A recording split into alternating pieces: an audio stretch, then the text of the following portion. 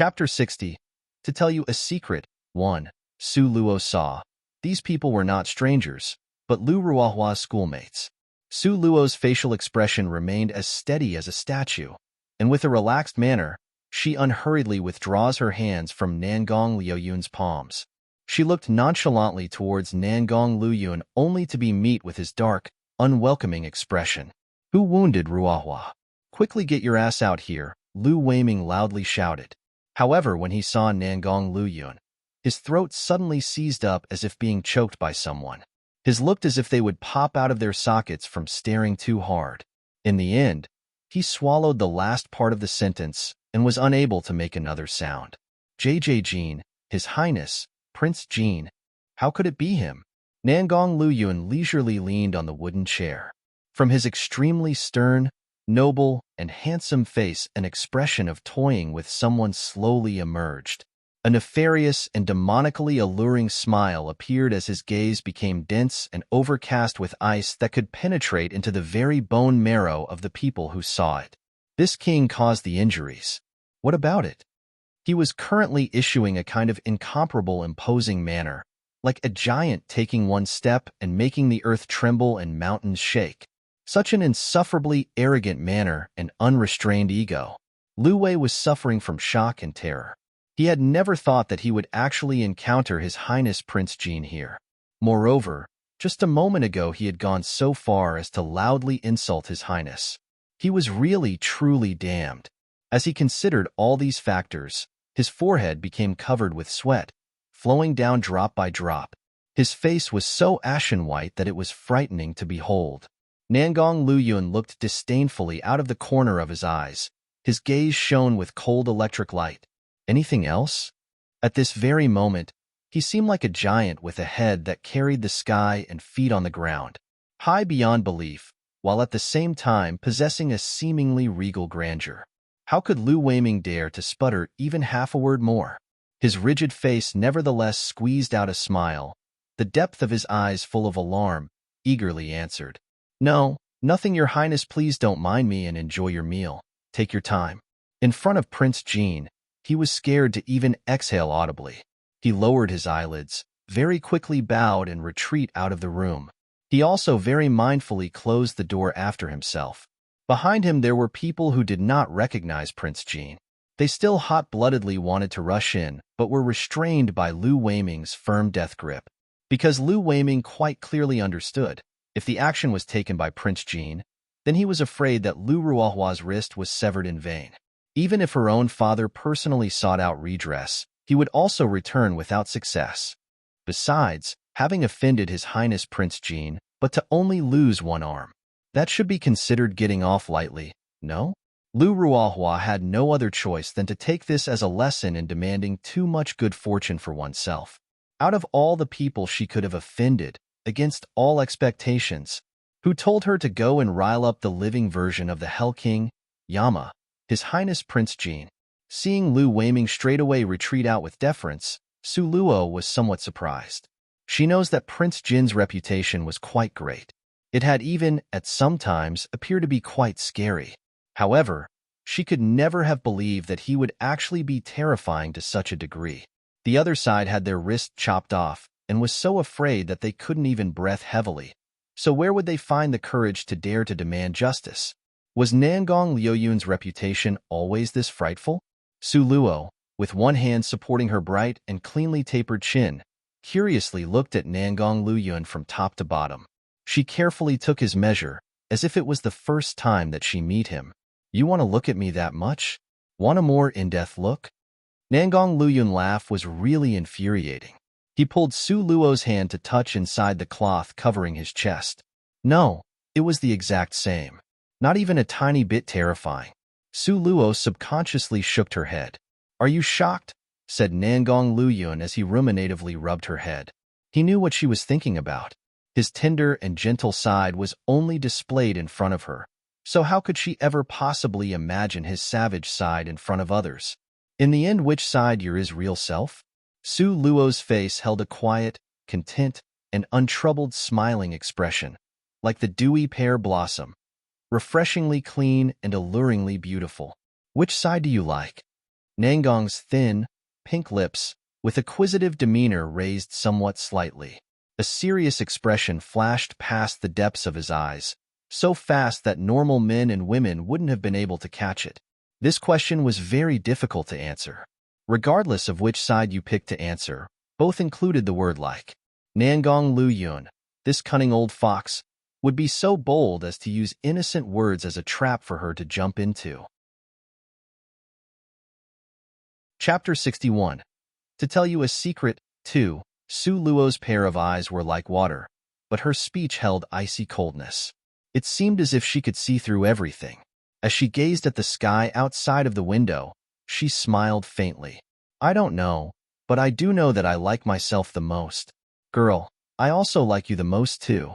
Nangong Liuyun's phoenix-like eyes narrowed slightly. His eyes resembled clear ocean water on their surface, but a half-smile seemed filled with half-truths like the murky depths below. Then wouldn't you be suffering a huge loss? Su Luo's words secretly held a double meaning. This king never invests in a losing business. Nangong Liuyun smiled like a sly fox that had been cultivating for a millennium. Phoenix's eyes narrowed again, and his entire person gave off an indolent impression. Don't believe me? How about we make a bet then? Not betting.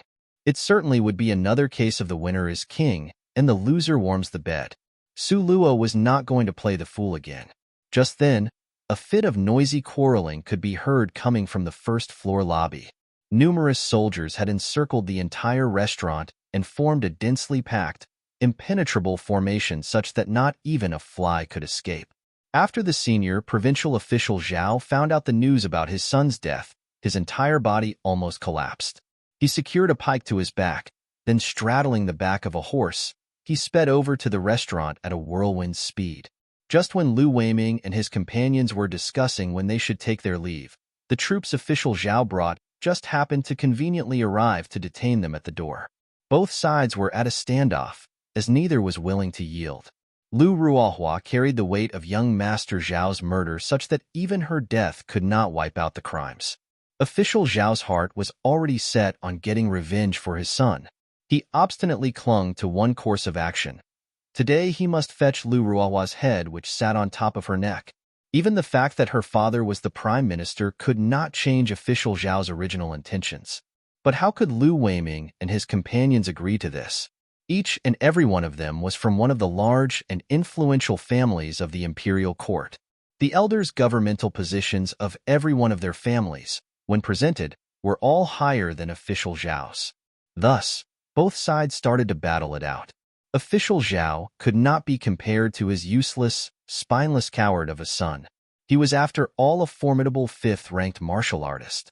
Just one masterful feint from his lance would be very difficult for even a few people to withstand. In the end, because of this domineering strength, Lu Ruohua's party finished having suffered a crushing defeat. Official Zhao's long pike rested on top of Lu Ruohua's shoulder, as its sharp tip murderously glittered like frost and snow. Official Zhao's grim appearance was similar to a demon's that had come from hell. His face was covered with a dense aura of death as he ominously said, "Kill yourself or be killed, pick one." At this time, Lu Ruohua's blood from her severed wrist had already stopped flowing. Her face was ashen white like a piece of white paper, and she could barely even stand upright. However, she was not even a bit panicked. Coldly smiling, she said, "You, but an insignificant official, dare to threaten this young lady? Believe it or not, in no time at all, this young lady will have you in shackles and thrown in jail." Official Zhao's expression remained somber, and his whole person was ice-cold and violently ruthless. "Will you kill yourself, or do you want to be killed?" His expression was terribly frightening. It could even be compared to a devil that had fought its way out of a blood-soaked arena of purgatory, frigidly cold without a trace of emotions. Official Zhao had spent his whole life obsessed with practice and cultivation. Thus he had neglected to discipline his son, leading to this tragic event. Consequently, he blamed himself. Still, to shield his pride from own shortcomings, he absolutely would not let the murderer of his son escape. Even if she was a woman, even if she was the prime minister's daughter. Lu Ruohua saw the merciless killing intent on official Zhao's face, and a trace of fear flared from her heart. But she calmly remained unyielding and maintained a cold expression. "You want to kill me? Have you asked His Highness Prince Jean yet? His Highness Prince Jean?" Suddenly a thread of shocked terror appeared on official Zhao's face, who had been caught up in the frenzied circumstances. His Highness Prince Jean was absolutely a stunning existence in the hearts of martial artists. Since the beginning of the continent's history, his innate skill was counted as number 2. At less than 20 years of age, he had already advanced to the 6th rank. Rumor has it that he was already at the peak of the 6th rank, and not far from entering the threshold of the 7th rank. Such a genius who wouldn't worship? Moreover, who would dare to be his enemy? His Highness Prince Jean? Official Zhao frowned, repeating the last sentence. Was it because his useless son committed an offense against His Highness Prince Jean that had provoked his death? Chapter 62. To tell you a secret. 3. Exactly, His Highness Prince Jean. For the time being, Lu Ruohua could not worry much more about this lie anymore. She spoke calmly. "We and Prince Jean were both going to the Sunset Mountain Range.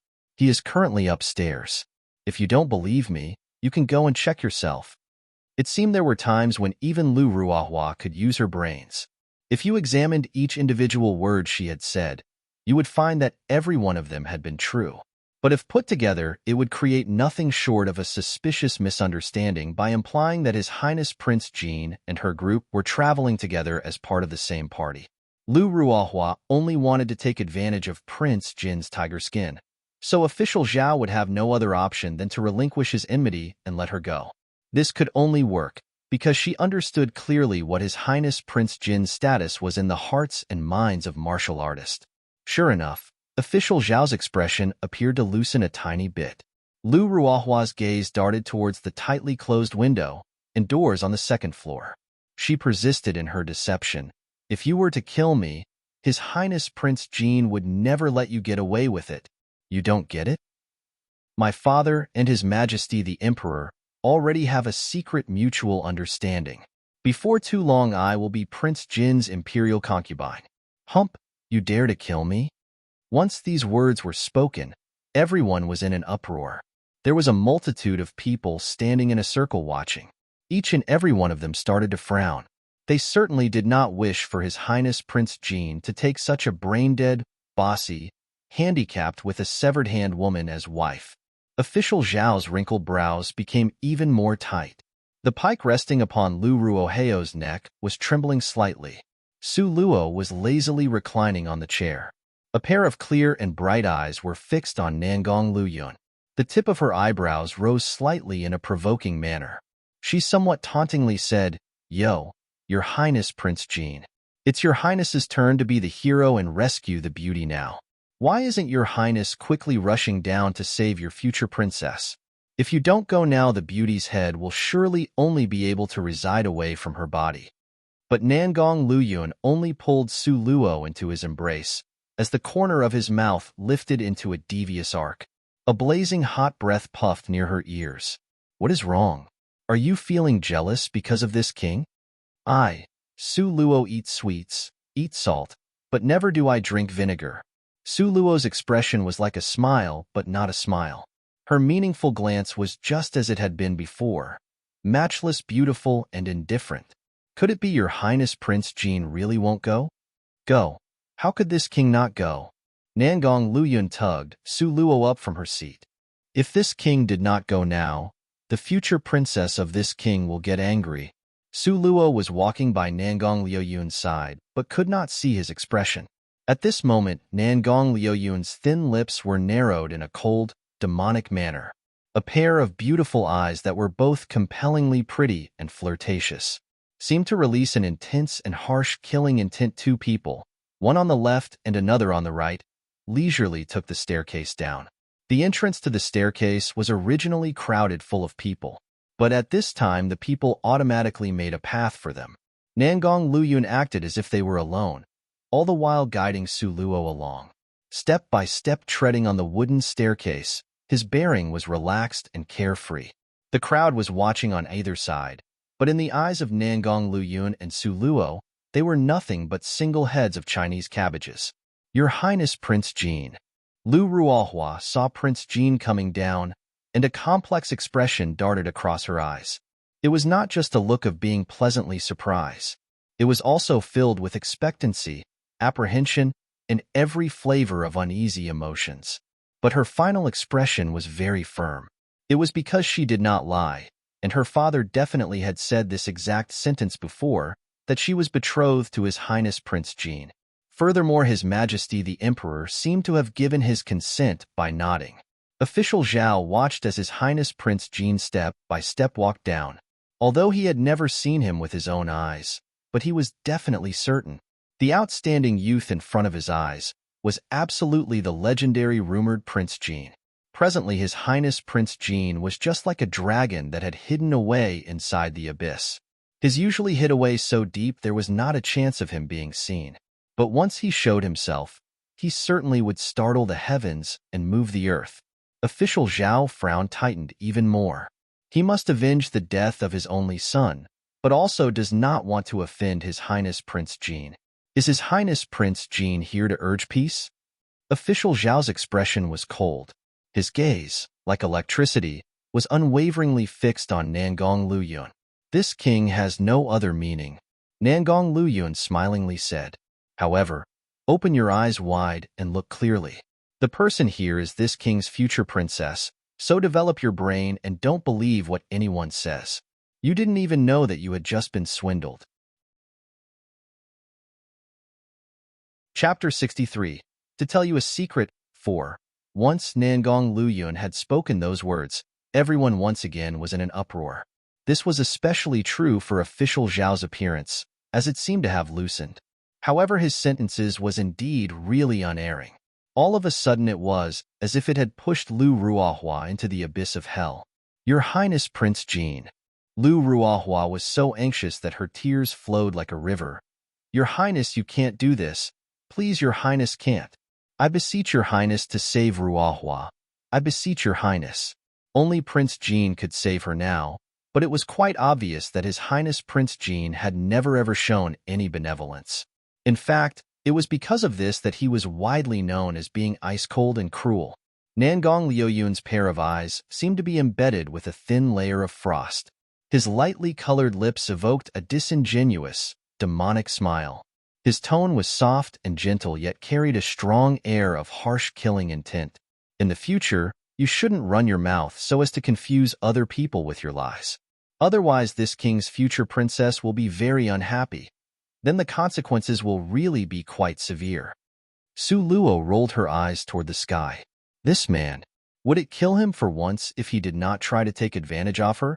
Lu Ruohua nevertheless at once apparently understood something critical. She abruptly kneeled down and vigorously kowtowed in front of Su Luo. The Honorable Fourth Miss Su, Su Luo. Before, it was me whose actions were inexcusable to you. I now kowtow to you, and I implore you to please save me. I beg you.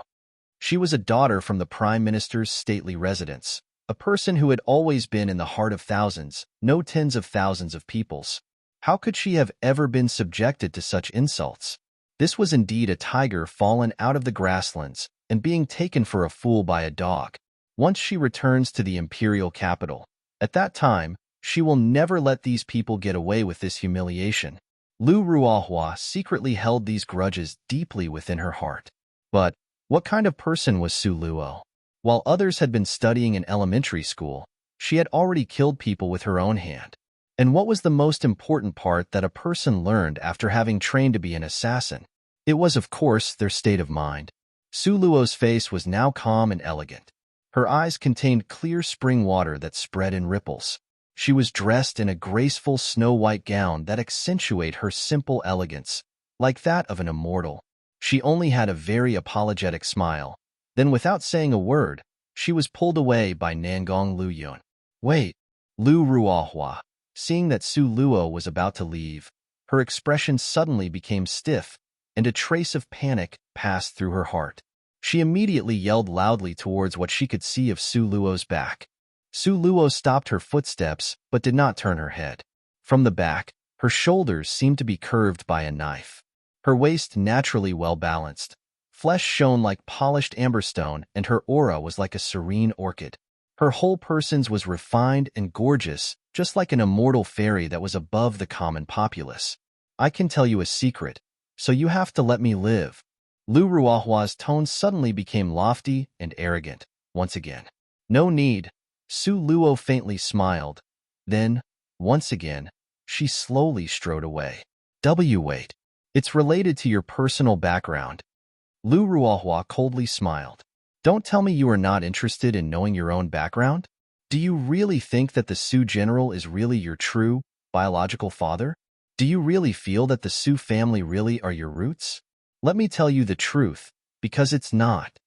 Su Luo's beautiful eyes were completely neutral and pure. Her pink lips hooked into a minute sneer. In her previous life and this life, the thing that she loathed the most was being blackmailed. Thank you for bringing this to my attention. However, even if you die, the people of the Su family are not dead. I will naturally go and ask them. Su Luo's facial expression remained motionless, but a trace of suspicion blazed through her heart. Bah! In this world, outside of me, nobody will tell you. The Su family, the people in the Su family simply do not know. Lu Ruahua's expression was full of confidence and certainty. Su Luo frowned slightly.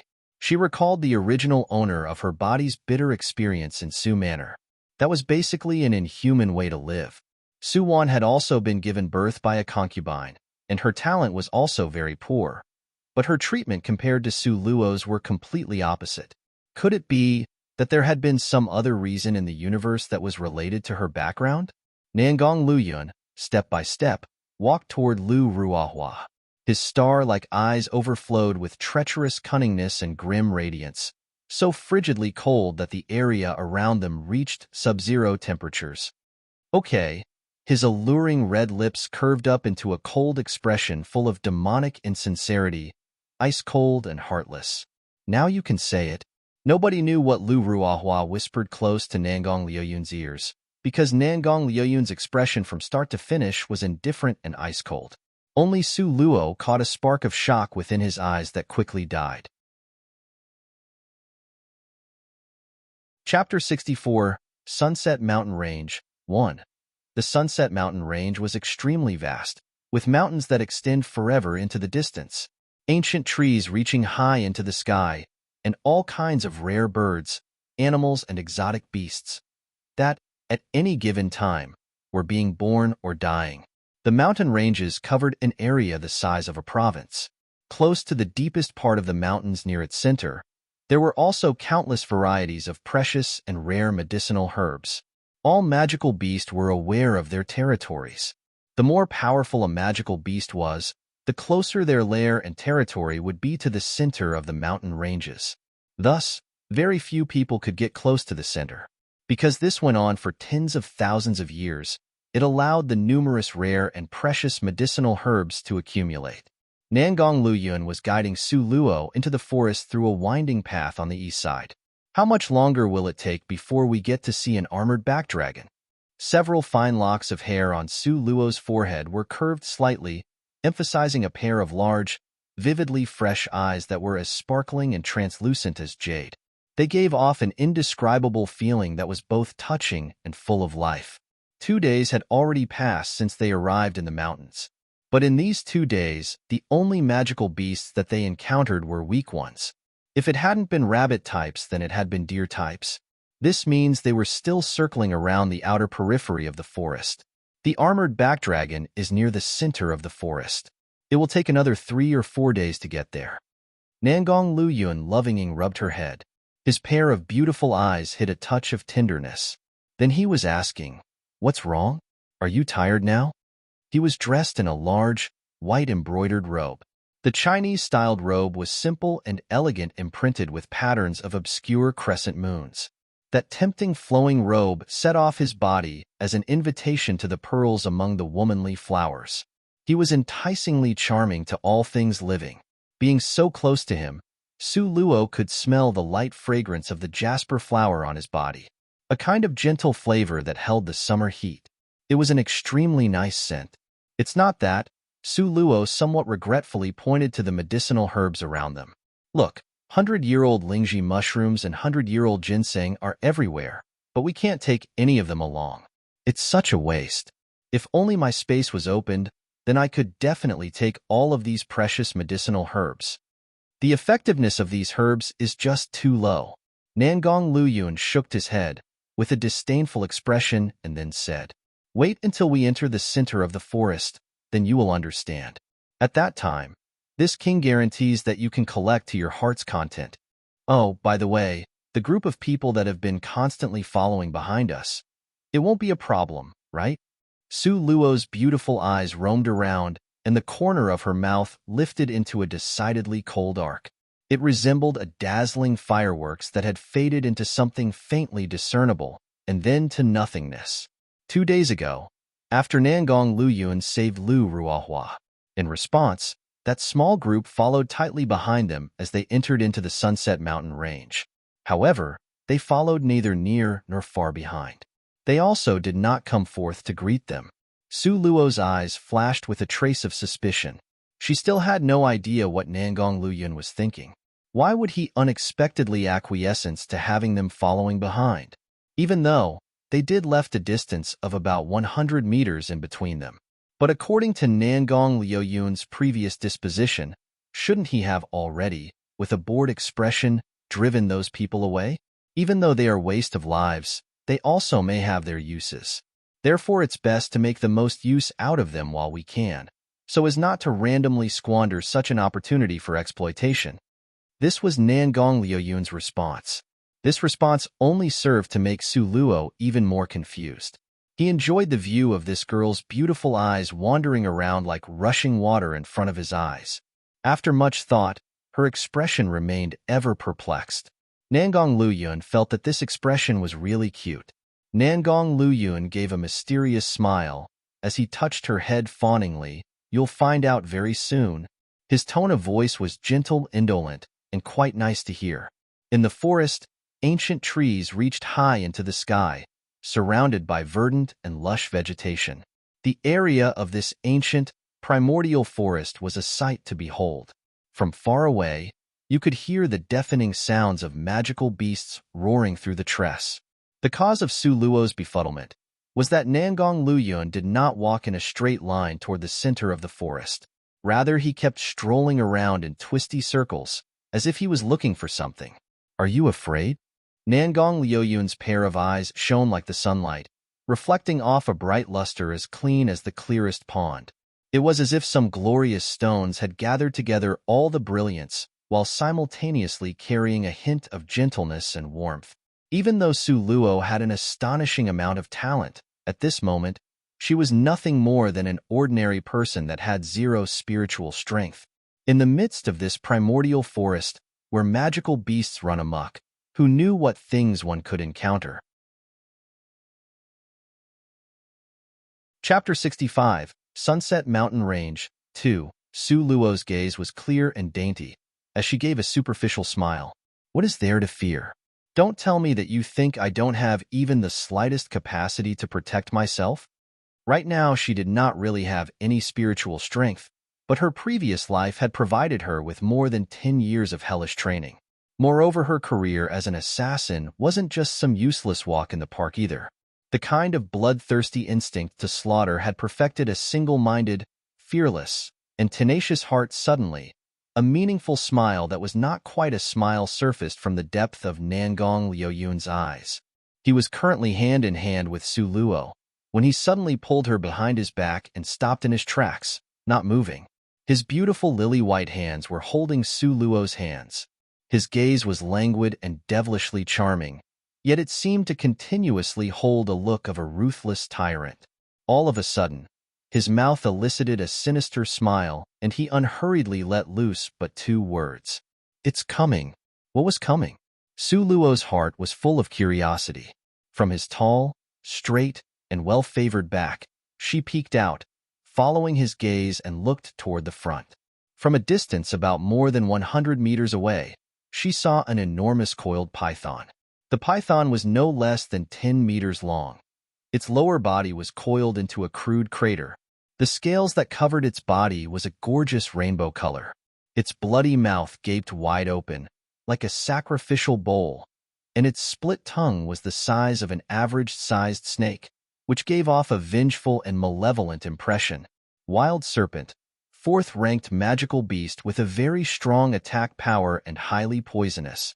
Nangong Liuyun's dark red lips softly informed, giving Su Luo the detailed explanation. If it were any other, he naturally would not have said a word. Hiss. Hissus. The large python's mouth hissed its snake-like tongue, then its mouth let loose a dense green fog. At this time, a spotted deer, momentarily passing through without checking, became contaminated by the miasma. Not long after it had come in contact with the poison, the entire body of the spotted deer started to seize. It was as if its body was covered in some kind of corrosive, for even the naked eye could watch the rapid rate of decay as it slowly claimed the deer. By the time it finally collapsed, there was only a white skeleton left. On the ground, the dense green ink-like substance was similar to a carbonated juice, continuously releasing small air bubbles. The air still had a strong stench of rot. From start to finish, the spotted deer's decay, which started from being robustly alive to being a corroded puddle of melted flesh and bare bones, took no more than 10 minutes. Such a toxic poison. Su Luo suddenly had a feeling of absolute horror. This poison was absolutely more terrifying than the most concentrated sulfuric acid. Despite this, the snake venom could indeed be great stuff for wiping out any trace of corpses. This function was why people would often journey far from home to obtain it. Su Luo asked herself honestly, in the event that she came across such a large python, if she wanted to beat it, it would nearly be impossible. Of course, if she fought with the thought of mutual destruction, it's not like she wouldn't have the ability to battle against it. In a brief moment, this giant python had given her a vivid lesson. The existence of the wild serpent taught her that once she entered Sunset Mountain Range, she must think of how to proceed carefully by adapting to the matters at hand, if she want to walk out safely and intact. In the forest, she must take care with each and every step with constant vigilance. Nangong Liuyun's pair of deep eyes were like a night-black pearl in the middle of the deep sea, shimmering with luminous radiance. He smilingly said, "Girl, neglect the fundamentals and concentrate on the details. The most useful part of this wild serpent is not really its poison. Could it be its central monster core? Isn't it said that a snake's inner core can solve the riddle of hundreds of poisons?" Nangong Liuyun's dark red lips curved up into a mysterious smile. His eyes were overflowing with brilliant lights and vibrant colors. "Very soon you will know. The person who loved to keep people on tenterhooks the most was him." Su Luo somewhat frustratedly pouted her red lips. Before, what Lu Ruohua told him regarding her background, he had unexpectedly kept it a tightly held secret. He wouldn't even reveal even half a sentence to her. At this moment, the wild serpent had already discovered their presence. Its mouth, splitting out a snake-like tongue, slithered and crawled toward them, with fangs bared giving off a sinister appearance.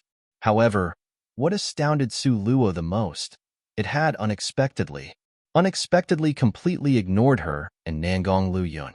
It directly passed them and moved towards their rear. This in turn made Su Luo, who had been looking forward to Nangong Luyun battling it out with the wild serpent, somewhat disappointed. Chapter 66, Sunset Mountain Range, 3. That was the place where Lu Ruahua's team was standing. But why? Could it be that the wild serpent knew that Lu Ruahua had a very black heart? But when discussing black hearts, whose could be more sinister than Nangong Liuyun's? Nangong Liuyun's eyes were as clear, bright, and dazzling as cut diamonds. Their appearance was extremely good at hypnotizing people's wills with an unusually violent, ruthless, and tyrannical power. He patted Su Luo's head, and a sly, nefarious smile started to form from the depth of his eyes. "Obediently watch the play. It will be absolutely marvelous, and this king guarantees that satisfied? Really? Then I must watch carefully." Su Luo crossed both of her arms over her chest. Calmly and at ease, she leaned on one side of Nangong Liuyun's body with a pondering smile in her eyes. When Lu Ruohua and her team saw the wild serpent, an expression of wild ecstasy flashed across their eyes. The reason they had come to Sunset Mountain Range had been to collect items, and one of their tasks was the acquisition of a wild serpent's monster core.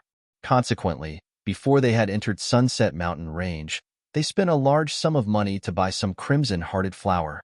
Nothing was better than the crimson-hearted flowers to attract wild serpents. What they don't know was that this was the reason why Nangong Luyun had allowed them to continuously follow him. Because Nangong Luyun knew that if only relying on his own luck, he may not have good enough luck to bump into a wild serpent. But since Lu Ruahua's group brought with them the crimson-hearted flowers, the chances that they would encounter one were near definite. Wild serpent's inner core could neutralize hundreds of poisons, especially the miasma in the air around the forest. Therefore, Nangong Luyun must prepare this item for Su Luo. Lu Ruahua's team had a total of 6 people, 2 women and 4 men. Their cultivations levels was around the 2nd to 3rd ranks. The 6 of them together attacked the wild serpent. In a matter of moments, water arrows, fireballs, wind blades, countless attacks were concentrated on the wild serpent's body. The wild serpent spit out its venom, and a dense, dark green fog saturated the air in all directions. These bursts of loathsome, noxious gas spread towards them. Its speed wasn't really that fast, but its face appeared to emit a malevolent smile, giving off a calm and composed serpent's hiss. Both sides' strength were seemingly comparable. Thus, they fought each other for a long time without success. No one side could prevail over the other, so for the moment, it was extremely difficult to determine the victors and the defeated. Suddenly, under the sunlight, the flowery crown of top of the wild serpent started to shine and flicker. The multicolored rays of light it seemed to flash were as bright as the moon and would bring anyone an absolutely horrifying feeling of alarm and panic. "Not good," loudly shouted Lu Weiming with an ashen face. "This wild serpent is about to have a breakthrough. Everyone, quickly increase your efforts to kill it. We can't wait until it have advanced to the 5th rank, otherwise the only road left for us is death." The wild serpent was very vengeful, so if you attacked it and didn't kill it, it would always give chase after you until it had finally killed you.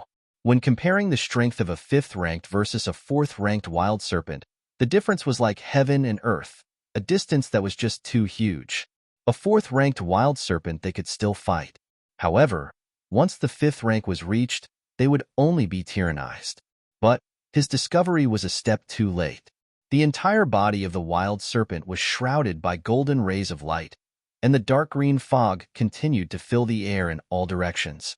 Once again, a loathsome stench of poison floated around the forest in disarray.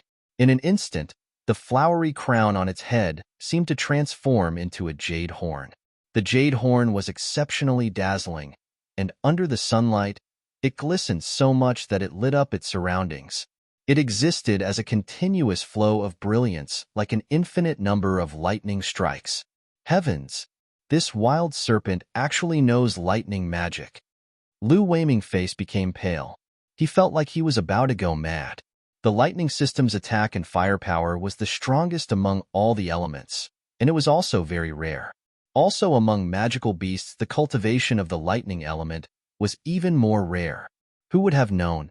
One of their tasked items would be a freak of nature of such an extent. Hiss! Hissus! The jade horn on the wild serpent's head flashed with brilliant rays of light with traces of thunder and lightning. Lu Weiming shouted loudly, "Retreat! Quickly retreat!" However, it was already too late. They could only watch as the jade horn on the head of the wild serpent's strong firepower pointed at its target and instantly struck home. Chapter 67, Sunset Mountain Range, 4. At the locations where the jade horn pointed to, brilliant, snake-shaped seeds would shoot towards there with astonishing quick speed. At this time, its jade horn was like machine gun. Bing, bing, bing, sprayed the bullets. Sparks flew and dragon snakes danced in the air. The battlefield situation was extremely fierce. Lu Weiming was the first one to be hit, and could only see him momentarily stunned. His entire body was as rigid as steel. His hair was charred black and standing straight up. He was truly a very sorry figure at the moment. The second person to be hit was none other than Lu Ruahua. Because she had been wounded before, the marks of blood on her body were still not dried yet. Thus, the wild serpent's attention was even more attracted to her. Very quickly, this team was being taken advantage of by the wild serpent. The wild serpent was not in a hurry to kill off this team. It laughed malevolently as its remote and icy cold expression locked on to them. Its eyes was so eerie that they penetrated into the depths of their souls. A pair of icy eyes glared at this team, making every one of them absolutely horrified. They were shivering in terror, and their hearts were extremely panicked. Team leader, quickly think of an idea. Team leader, save us. At this moment, almost all of them were urging Lu Weiming to act. After all, he had spoken with His Highness Prince Jin. It was for this reason that he was viewed the most suitable to speak on their behalf. Lu Weiming was still very anxious. Seeing the two people watching the play not far away, a complex expression flashed across his eyes. He knew, with His Highness Prince Jin's cold and detached personality, he probably would watch them all get swallowed up by the wild serpent. Afterwards, he might even turn around confidently and with ease walk away. Compassion, sympathy, benevolence. These virtues would not appear on his body. At this time, the wild serpent was splitting out scarlet snake bombs. Lu Weiming's neck went back and forth. Finally, Lu Weiming's feet weakened at the knees, and he anxiously shouted, "Your Highness, Prince Jin, save us. I beg your Highness, please. If your Highness don't take action now, we will definitely die." Nangong Luyun languishingly reclined against an ancient tree. His phoenix eyes narrowed and the corner of his mouth lifted into a resplendent demonic smile. His bright, blood-red lips shone like they were scattered throughout with glossy and shimmering gems. However, it remained silent, not saying a word. Seeing that His Highness hadn't the slightest thought of taking action, Lu Weiming and his companions were becoming very anxious. There was only one life, so once they were dead, there was nothing. Each and every one of them was an arrogant, spoiled child of the heavens. How could they just die in such a helpless manner? One after another, each and every one of them shouted for help towards Nangong Luyun. Ah! Suddenly a desperate cry bursted out from among the crowd. As it turned out, it was from a youngster among the team. His entire right leg had been swallowed by the wild serpent in one bite. Immediately his leftover half of leg's blood rushed forth like spring water. It was so painful that he was rolling around on the ground. Furthermore, the tooth of a wild serpent contained highly toxic poison. It possessed violently strong corrosive properties. One could only see the youngster rolling around on the ground, grabbing his right leg, as fresh blood was covered in countless tiny poisonous bubbles that burst forth. It seemed as though it was spreading from the bottom up. His entire body was in pain from the corrosion. It ought to be more painful than lingering at death's door from receiving a thousand's cut, or at least not far behind. As this youngster rolled around on the ground, he let loose another terrifying screaming. Finally, he just couldn't stand it. He pulled out a dagger and thrust it straight into his own heart. Watching the youngster, who had immediately become a white skeleton after his last breath, then recalling how just moments ago he had been so vividly alive among them, Lu Weiming and company momentarily had a sense of sympathy for their like-minded comrades in distress. Even though it concluded this way, Nangong Luyun deep, dark eyes were just like the quiet ocean under the white clouds, tranquil and unfathomable. It was as if the death of the youngster was not even a bit gruesome to him. Only until this moment did Lu Weiming and company truly understood how cold-blooded and heartless His Highness Prince Jin really was. In the beginning, they fancied the notion that they were lucky to be following behind His Highness Prince Jin. Even more, they earnestly hoped that at the time, when they came across danger, then they can obtain his helping hand. Naive, they were truly too naive. Chapter 68, Sunset Mountain Range, 5. With expectations that those two cold-blooded people might have actually had a merciful heart, Lu Weiming and company were truly navy. Nangong Luyun's naturally diabolical face flashed with waves of beautiful amethyst-like luster on a lake. His expression was like the deep blue ocean under white clouds.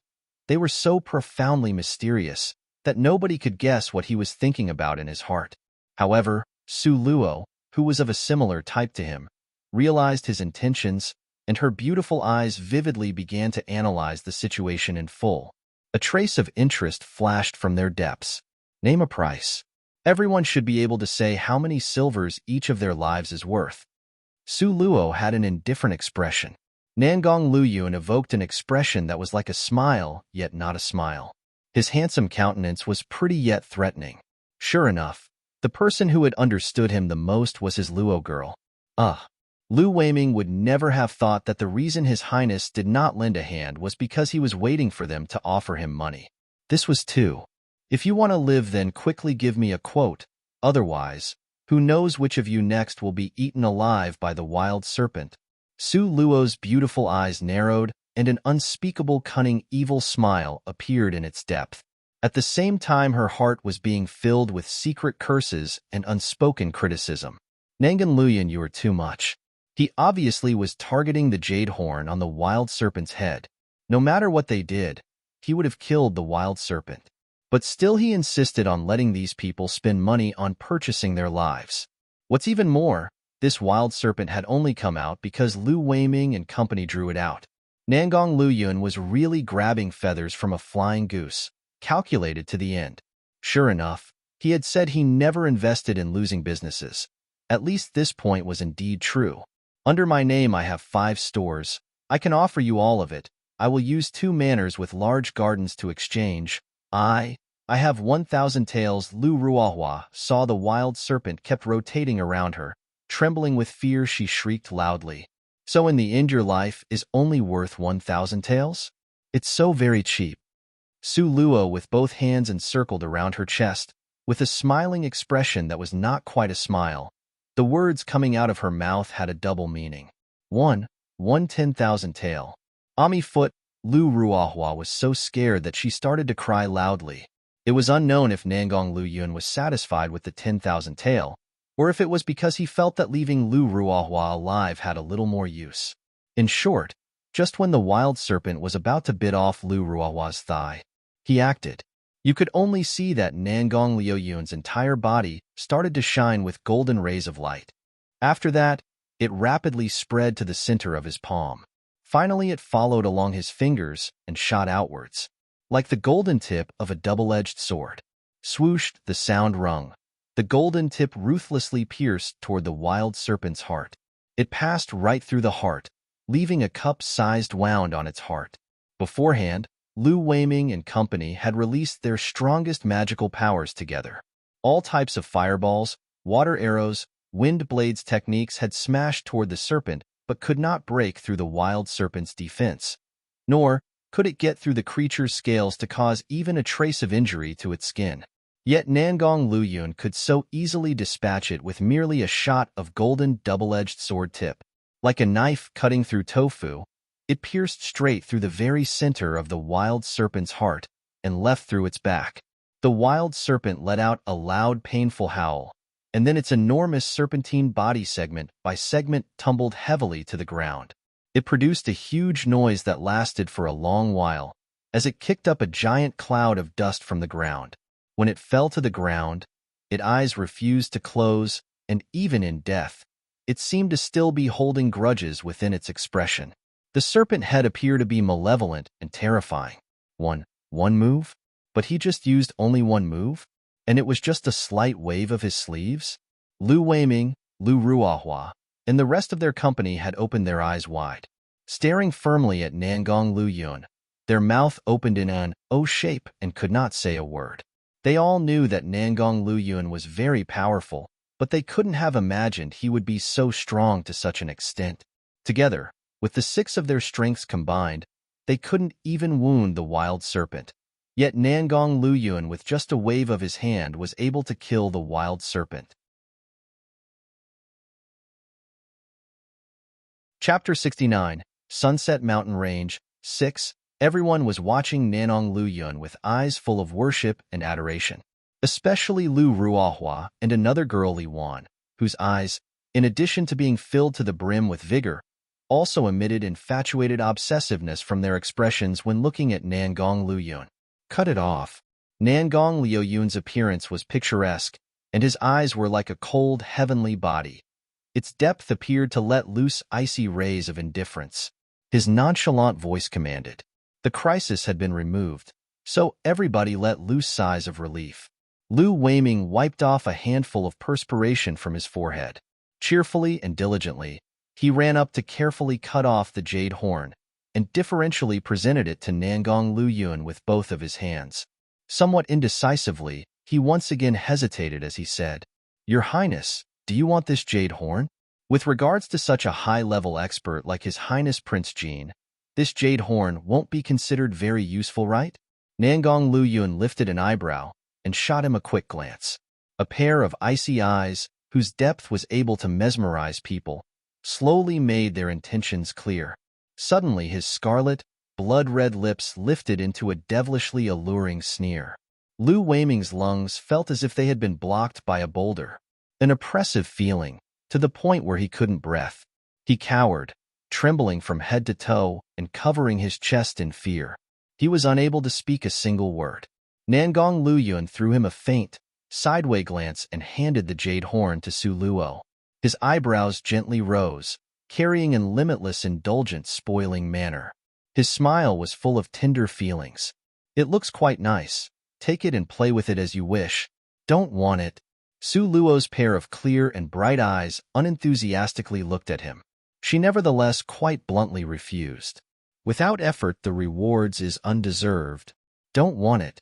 Lu Weiming and his group of people were practically weeping blood from their heart. Was this young lady's brain scared stupid? This was the wild serpent's jade horn. Its jade horn. Numerous people, in an attempt to obtain it, had risked their lives and died trying. But she had actually said that she didn't want it. In this case, it was even more true that constantly comparing oneself to others will only make one angry. How could His Highness Prince Jean unexpectedly and biasly treat her so well? Lu Ruohua bit her lower lips, nearly chewing the gums of her mouth to pieces. She was so envious that she nearly went insane. Nangong Luyuan still had the indulgent spoiling smile that filled his eyes. He gently rubbing her head. "If you don't want it, then just throw it away. It's not as if it's some valuable stuff." Throw it away? In a split second, almost all of their eyes were concentrated on the jade horn lying on top of Su Luo's white slender palm. Their eyes clearly were expectantly waiting for her to throw it away without delay. Su Luo saw their eager expressions turn expectant to the point where they began to salivate. Her heart secretly felt that it was laughable, but her mouth only said, "Since this being the case, then well, I'll first help you take care of it. Whenever you think of it, then I'll return it to you." Nangong Luyuan was noncommittal. But once the words were spoken, Lu Weiming's type of people's disappointment was one that you could imagine. Nangong Luyuan's body showed a cold, indifferent intention. His expression was alienating and unsympathetic, coldly looking in disgust at Lu Weiming. Inner core. Lu Weiming's expression was as usual. However, his heart was secretly whining about his bitter luck. With His Highness Prince Jin's type of strength, how could he still cared about the inner monster core of the wild serpent? He originally thought to take advantage of the confusion to remove the inner core, because this was one of their task item. But since His Highness Prince Jean mentioned it by name, how could he dare to even covet it silently? He dug out the inner core and after washing it cleanly, he placed it into a box made of white jade. Only then did Lu Weiming deferentially presented it to Nangong Luyuan. Lu Weiming got up his nerves, took courage, and weakly asked, "Your Highness, this inner core, does Your Highness want to sell it?" However, what made them envious was Nangong Luyuan again directly handed the small jade box to Su Luo. Keeping silent nevertheless provided the best answer. But that is our task item, and also the wild serpent was drawn out by us." Lu Ruohua felt aggrieved and argued noisily in a loud voice. She felt it was really unfair. Su Luo did not even lift a finger. Instead, she just stood there and watched the show. In the end, all the spoils of war just ran into her arms. How could you ask her to swallow down such indignation? Chapter 70, Sunset Mountain Range, 7. Not fair?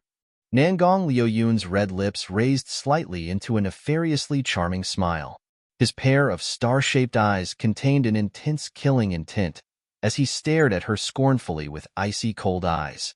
Fair? What kind of thing is that? He doted on little Luo Luo because she will be a part of his family. Who needed others to make thoughtless remarks? Was it because these people were tired of living? Lu Weiming threw at Lu Ruohua a harsh glare and said in a stern voice, "What nonsense are you saying? If it weren't for His Highness Prince Jean lending a hand, we would have already been completely wiped out. You still think that you can take the spoils of war for free?" Su Luo secretly pondered. This Lu Weiming was actually not so foolish. He was able to judge the hour and size up the situation. Also, his words left some leeway. If he didn't think of taking it for free, then was he going to use some means to exchange for it? Su Luo was shaking the inner core inside the jade box, with a smile, yet not a smiling expression that contained some self-evident meaning. Lu Weiming, with a cajoling smile, asked, "Miss Su, this inner core is something that we have a reason to acquire and must insist on obtaining it. I don't know if you would be willing to be parted from it?" However, before even waiting for Su Luo to reply, Nangong Luyun directly seized the jade box. Then he picked up the sparkling and translucent inner core that could shone through flesh or bones and placed it into his mouth. At that moment, everybody was unable to make sense of what they were seeing and also, what was the intent behind His Highness Prince Jin's act. However, in the next moment, Nangong Liuyun's unyieldingly powerful palm took hold of the back of Su Luo's head. His other hand was wrapped around her slender waist. A dense and heavy shadow started to loom ever closer to Su Luo. In the next instant Su Luo was being kissed, the type that was like an electric shock that rendered her limp and numbed her limbs when it swept through her entire body. The kiss had come too suddenly. It also seemed to have been timed perfectly. The surrounding area had become silent, with only the gentle sound of the wind. Only the roars of dragons and whistles of the tigers sounded from afar, could be heard. Lu Ruohua had almost chewed her lips to a pulp. Li Wan's meaningful glare was about to bore a hole through Su Luo. With His Highness Prince Jean. How could this be possible? His Highness Prince Jean was a matchless noble existence. He was likened to the gods of heaven in their 9-pagoda palace. How could Su Luo, this slut, be worthy of him? Everyone had their eyes opened wide in disbelief. Yet at this moment, Nangong Luyun was kissing Su Luo with reverence and was dragging it on lingeringly, unruffled by their sentiment. Thus the inner core of the wild serpent was delivered directly into Su Luo's mouth. Su Luo was choking on it, and she started to cough. In a panic, she pushed Nangong Luyun away. Nangong Luyun did not try to prevent her from doing it. He only heartwarmingly and tenderly watched the slightly panicked Su Luo.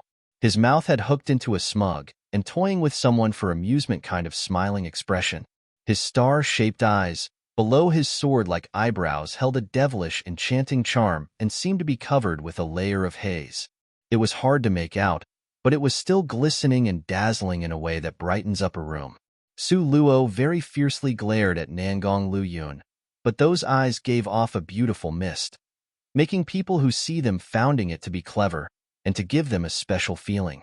Nangong Luyun's wicked hands stroked toward the side of his own lips, wishing to use his fingers to continue caressing her abdomen. Su Luo had lifted her skirt and heavily stepped on his foot. Nangong Luyun was loudly begging for mercy, his face brimming with a resplendent and careless smile. His bright and clear laughter was echoing around. Su Luo heard his laugh and was even more humiliated into anger. "Luo girl, this time you are mistaken about this king's action." Nangong Luyun immediately lifted up his hands in surrender, showing off his obedience, and said, "The wild serpent's inner core's poisonous nature is extremely fierce. Only by using this method will you be prevented from being harmed by it."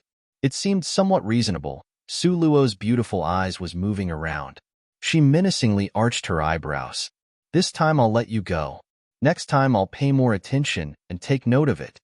Between the two of them, they seemed to be at swords drawn and bows bent. However, in another's eyes, it seemed as if they were having a flirtatious exchange. This scene was extremely ambiguous. Lu Weiming, with an extremely disappointed look, gazed at Su Luo. The inner core was already swallowed by her. It could never be taken back. In fact, how could he have known that Nangong Luyun since the beginning had calculated and planned for getting his hand on the wild serpent's inner core? Otherwise, with regards to his personality, why would he have let those people follow behind him? So till the end, no matter what, this inner core would eventually be delivered into Su Luo's mouth. Just at this time, from the distant horizon, waves of melodious, heavenly music could be heard. Chapter 71. A pair of jade annulus. 1. Around a dozen or so maidens with lily-white hands like the long and delicate lotus roots were holding baskets full of blooming flowers. They were divided into 2 rows and were quickly treading towards them in the air. A rush of wind, like the clear sound of moving water, brushed by. Swathes of captivating red cherry blossoms floated down like a snowfall being carried by a breeze, fluttering about and sprinkling behind sparkling and translucent snow-like petals. This scene was exceptionally beautiful and aesthetically pleasing. Every one of them was clothed in a white silken dress, with straight and proper postures. Although their individual features were by no means considered beautiful, each and every one of them was slender, simple, and neat, too elegant and exquisite to be from this earth. Their entire bodies seemed not to have been touched even a little by the vulgarness of the mortal world. They seemed like immortal beings flying by in a realm high above the common populace. Their 10 fingers were slender, their waists were slim, and their footsteps were lithe and lively like an approaching wave of ageless fairies. They also looked like elfin spirits who just started to dance so beautifully that they could mesmerize one to the point of not being able to turn away. In their midst, there was a flowery litter so refined and lavish that it would stifle people into silence. It was carried by 4 maidens in a nimble and lively manner. In almost no time, this flowery litter gently landed. It steadily and securely halted in front of Nangong Luyun. Such a grand show gave off an imposing loftiness that was the mark of high status. Who knew which divine place was the person in the flowery litter from? Su Luo's heart was secretly curious. She lifted her eyebrows and looked at Nangong Luyun. She saw the corner of his mouth at this moment started to raise slightly. Inside that smile contained a gorgeous resplendent brilliance, as if the corner of his eyes and the tip of his eyebrows were both carrying a smiling expression. Su Luo could say with certainty that this person was Nangong Luyun's old acquaintance. Moreover, he was very happy to see this person. Su Luo's eyes faintly narrowed, but her face remained calm and collected. As time passed in her heart, she became even more interested in the person in the flowery litter. The flowery litter halted and was lowered. A slender, fair hand lifted itself to part the hanging curtain of green jade beads that surrounded the litter. From the interior, a fairy-like girl in the prime of her youth unhurriedly strolled out. One could only see her body, clothed in white that was as pure and holy as snow. Her dress stood against the wind with the skirt flying naturally like a winter snow fairy that drifted above the mundane world of man. Also, there were splendid lights that radiated from her. Its brilliance could blind someone. Her long hair dangled down to her ankles. The fine black hair danced carelessly along with the breeze, similar to an immortal fairy on the verge of leaving with the wind. She rode the wind evanescently, like a dying firework slowly fading into nothingness. Her eyelashes were just like butterfly wings, sweeping up and down while painted in a thick and rich black color. Her eyes resemble misty water droplets and maintained an unmatched grace and peacefulness. Her neck was delicate and graceful, her skin like crystallized amber with ice-colored flesh and bones formed from jade. This was a woman at the pinnacle of feminine beauty, as if she was a beautiful spirit emerging from an orchid hidden away in an empty valley. It was as if thousands of living things collected their best features and integrated into her entire body, in an attempt to shame the people in front of her into feeling the helpless nature of their inferiority. Currently, she stood filling the surrounding with her presence. Her lips were like a puckered red cinnabar, with a simple and neat complexion that displayed such a rare beauty. As she silently watched Nangong Luyun, she seemed to be holding in a thread of light laughter. Her eyes seemed to be apathetic and alienating, but they were also covered in a layer of watery mist. Behind the watery mist was an expression full of tender-hearted feelings. Nangong Liuyun's always chilly and cruel icy eyes appeared to have become like a thin seam that cracked open. His beautiful eyes were pitch black as ink and serene, with its hidden depth that held his source of demonic charm. His smile widened with an overflowing exuberance. He treated her very familiarly and also seemed to hold her very close and dear, completely different from the approach he used on Su Luo. "Why did you come?" Nangong Liuyun's snowy eyes appeared to show a slight concern. "Didn't you also come?" Her smile was very pretty. Her butterfly wing-like eyelashes gently blinked, sweeping up and down. Her beautiful eyes were hazy like watery mist. I could still see the pity. The two of them laughed and spoke quietly as if in their own world and other people were just superfluous.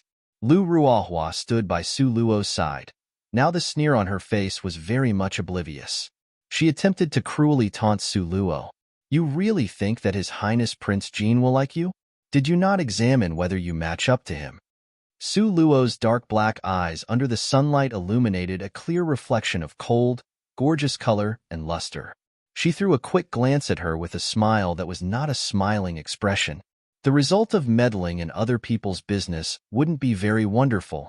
While speaking, her line of sight landed on Lu Ruohua's right hand that was cut off at the wrist and wrapped up in gauze. The depth of Lu Ruohua's eyes was full of a vicious hatred. But soon, she gave a cold and dark laugh. "Don't you see? The two of them are a true match, made by heaven and arranged on earth. 1. You are merely the mud under the soles of his feet, not even worthy to lift His Highness Prince Jin's shoes. 1. Made by heaven and arranged by earth, Chinese idiom meaning ideal and perfect match made in heaven or made for one another."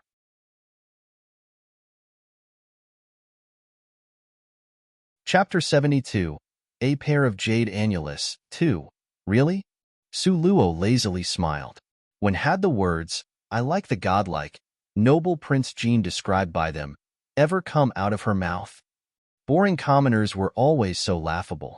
Despite the notion that you don't care about something, others seem to stubbornly insisted that you do. What's more, at the same time, they tried to deride you for not caring.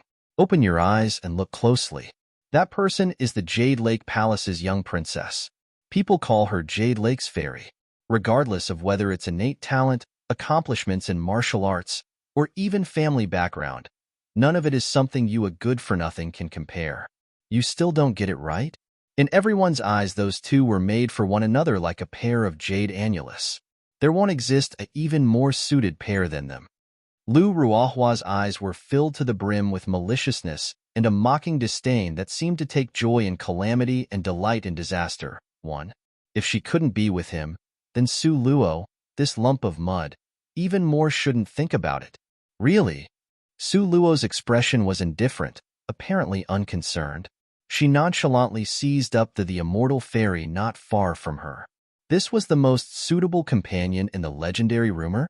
They stood facing each other, and it seemed like a painter's masterpiece of being in love and inseparable in the human world inked on a picture scroll. Nangong Liuyun's phoenix eyes were narrowed. His features were picturesque with red alluring lips. A head of fine, jet-black hair poured down in torrents. A faint, flirtatiously fiendish charm exuded from his entire persons, which was currently giving off a very languid air. Clothed in a dark, mysterious robe traced with hidden patterns of bright embroidery, the hem of his brocade robe was lifted gently by gusts of wind. It was elegantly and gracefully dancing in the breeze like a brightly colored butterfly. The Jade Lake Fairy's features were fine and slender like sculpted gems. Her lips were a frosty cherry color and emitted a bright, glossy sheen. Her neck was delicate and graceful. Her skin was like ice that glowed with the luster of gems. Dressed in a snow-white, inviting skirt, she gave the appearance of a simple and elegant immortal with a manner that was exceedingly untouched and above the common people. One individual was handsome and outstandingly talented. The other individual was devastatingly beautiful, capable of causing the downfall of a city or state. One was devilish charming, and the other rose from the perfection of nature. Although Lu Ruohua was annoying, but her words were not false. Nangong Luyun and the Jade Lake Fairy were indeed the perfect match, like a pair of jade annulus made by heaven and arranged by earth, too. Su Luo folded both her arms and narrowed her beautiful eyes slightly. Just in this way, she unconcernedly stood in her original place for a long time, motionless while quietly watching them. Currently, it seemed as if suddenly Nangong Luyun just thought of something. He glanced back and beckoned to Su Luo. However, Su Luo only raised her dainty, slender eyebrows, returning his look with a smile that was not a smile. What was the meaning of this? Does he think that merely by summoning her with just a wave, that she would just go to him? Was she, Su Luo, in his eyes just so contemptible? That Jade Lake's holy maiden laughingly looked over. Her shapely eyebrows resembled crescent moons. The black painted eyebrows against the backdrop of her white powdered face gave off a gem-like luster of someone inseparably in love. Her shoulders seemed to be carved like a sculpture with a naturally balanced waist. Her flesh was glowing like crystallized amber and had a serene presence like that of a secluded orchid. A pair of limpidly bright and intelligent eyes watched Su Luo. It was so beautiful that it was practically earth-shaking and made people suffocate. It made people feel inferior such that they were unable to bear it, thus lowering their head in terror. The corner of Su Luo's mouth rose slightly in welcome and betrayed not a bit of weakness in any regard. A pair of beautiful, pure, and deep eyes was so clear as to be moving, as if it can see through everything. Considering her imposing manner, why would Su Luo, who walk out from the middle of foul wind and bloody rain, 4 more than 10 years, be afraid of her? The two of them silently looked eye to eye. For a while, the surrounding area was quiet, and the spectacle seemed to hold a little awkwardness. However, just at this time, an unforeseen event was suddenly born. Suddenly, from the depths of the mountain range, came an extremely sharp burst of chirping. As this sound pierced through the sky, it resembled gold grinding on stone. To hear it made people's eardrums sting with extreme pain. A buzzing sound echoed through the area. Their heartbeats throbbed violently with the blood vessels bursting open so energetically that it caused people to almost faint. At this moment, everyone was shocked. Everyone all looked toward the direction where the sound came from. In the distance, a mysterious force seemed to circulate. The earth and sky radiated with brilliance. All of a sudden, a flaming red-colored lightning streaked across the horizon, and the flash quickly passed. Afterwards, vast stretches of flame soared like a raging blaze, emitting resplendent light.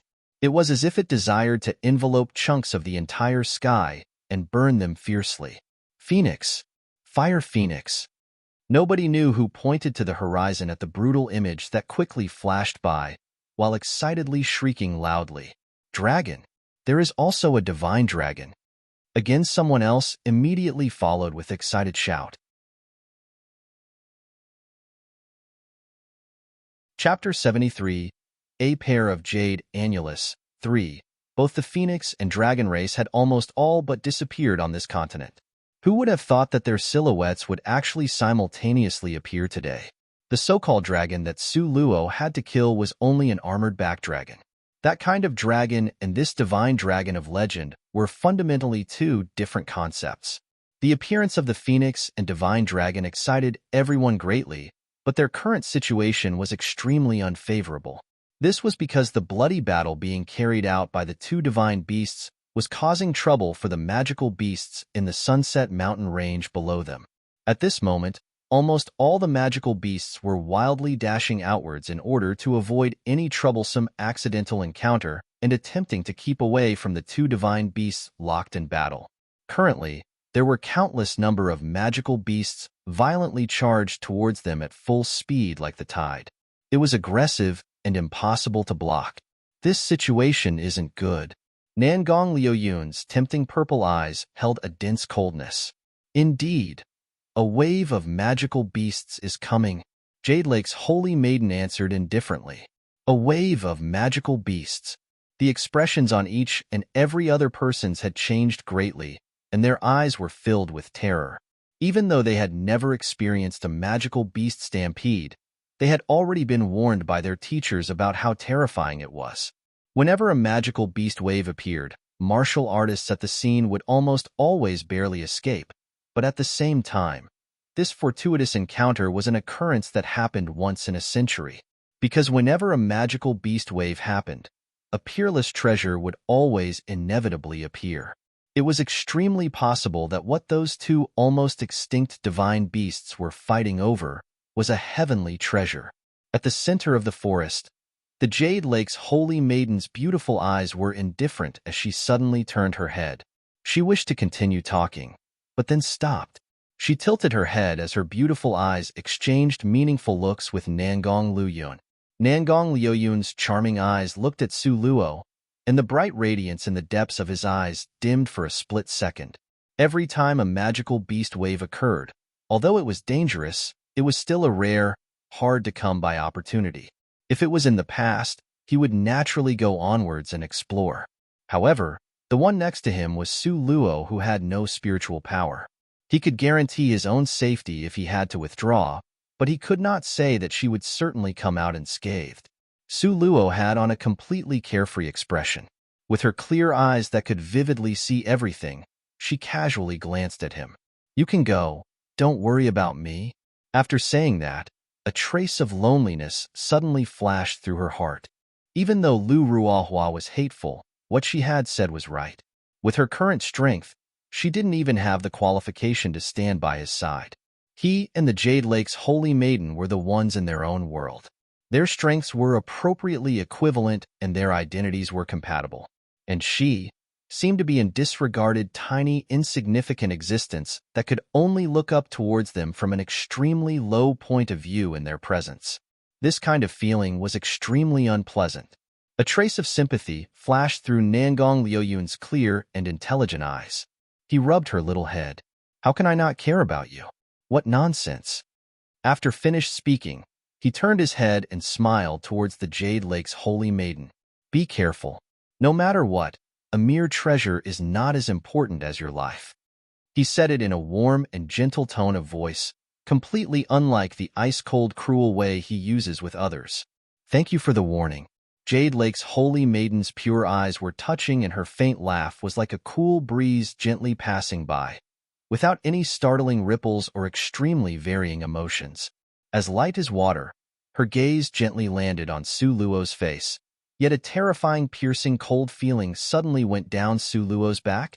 Is this woman really as she's portrayed herself, like lifeless water, without sorrow or joy, and free from mortal vulgarity?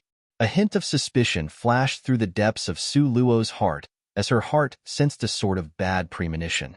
Su Luo did not dare to say that her sixth sense was infallible, but it had never been wrong for all these years.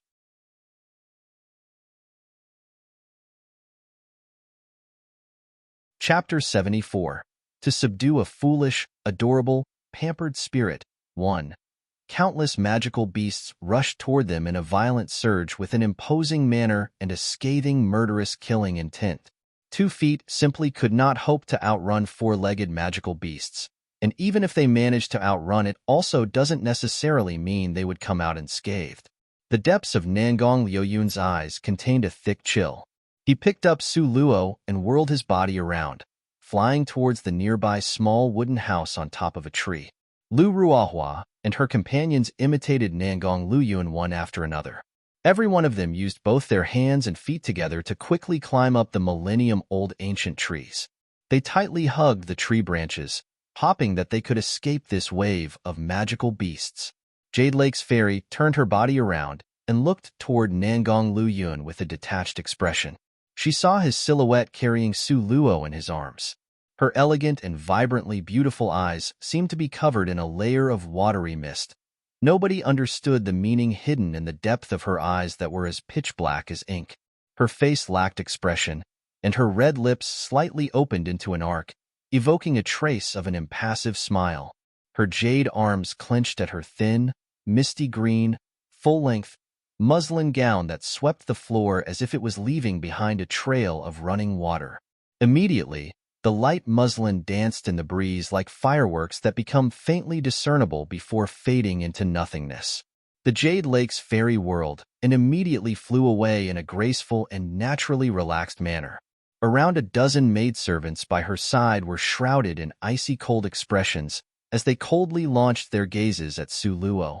Soon after, they too followed her and flew away. Su Luo's thin eyebrows hesitantly knitted. Her intuition told her that this Jade Lake's fairy smile was somewhat mysterious. Sure enough, just when she had flown a short distance away, numerous vultures suddenly surrounded them in a circle. The Vulture King seemed to be fixated on the Jade Lake's fairy, and each maneuver was filled with malicious ruthlessness. The Vulture King was a 7th-ranked magical beast. It was also a flying-type magical beast. Compared to similarly ranked land-type magical beast, it was even more difficult to handle. At this time, Jade Lake's fairy's circumstances appeared to be extremely dangerous. The Vulture King was in hot pursuit of the Jade Lake's fairy, as it followed tightly behind her. It seemed that the Jade Lake's fairy was about to lose her life under the sharp claws of the Vulture King. Nangong Liuyun's star-shaped eyes held a complicated light, and his expression fluctuated between brightness and darkness, while being profoundly mysterious. Suddenly, he hugged Su Luo to him, and left a passionate kiss on her bright and clean jade-like forehead. His serious expression condensed into an austere stare directed towards Su Luo. "Be good.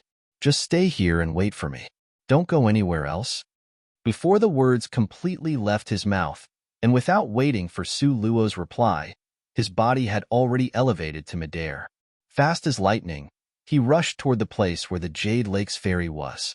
"Nangong Luyun, you keep on saying that you like me, but when all's said and done, in your heart she is still more important." The corner of Su Luo's mouth rose into a faint and bitter laugh, such that even she did not realize. A poignant and acerbic meaning was mixed within her bitter laughter. Now Su Luo finally understood why the Jade Lake's fairy was smiling before with such a hidden meaning. This woman, her appearance and martial arts, were both viewed as at the top. In addition, her sophisticated shrewdness and scheming was also very deep. And on top of that, her extraordinary family background. Gods were truly generous in their treatment of her, providing her with a gifted advantage. As expected, this kind of talented person was really Nangong Liuyun's perfect match. How could she, Su Luo, the unfavored, good-for-nothing, common woman from a great general's manor, be considered as something? Su Luo coldly smiled, set aside all her negative mood, and started to size up the small tree house. The small treehouse was very clean, roughly about 10 square meters of space. Inside the treehouse, besides the woven mats spread on the floor, there was nothing else. Su Luo motionlessly and quietly sat in the small treehouse. Perhaps it was because of the loneliness of a person being isolated in the way she was, but Su Luo's thoughts had a strong feeling of disappointment. In her previous life, she had been a renowned assassin, who was the cause of the sentencing and the obliteration of numerous people. The vast majority of the people were just a mark to her. But ever since having arrived in this world, she frequently felt as though she was being thwarted by the gods. Here she was, only a member of the ordinary people. She could rely on her previous incarnation skills to defeat a first-ranked Su Wan. However, if she were to genuinely battle it out with the second-ranked Su Shi, she may not necessarily be able to win.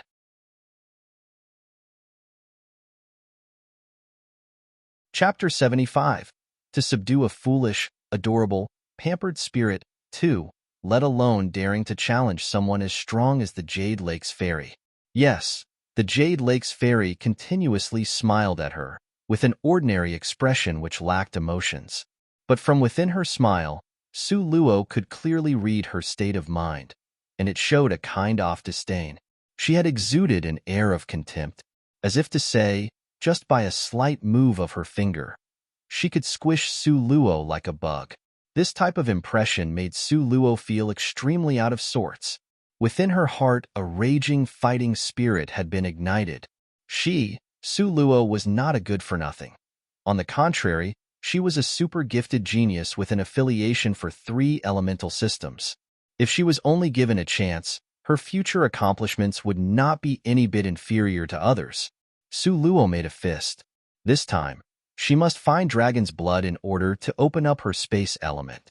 This way, her wood and fire dual systems wouldn't be firmly suppressed, giving her the opportunity to start cultivating. Otherwise, no matter how great her innate talent, it would still be useless.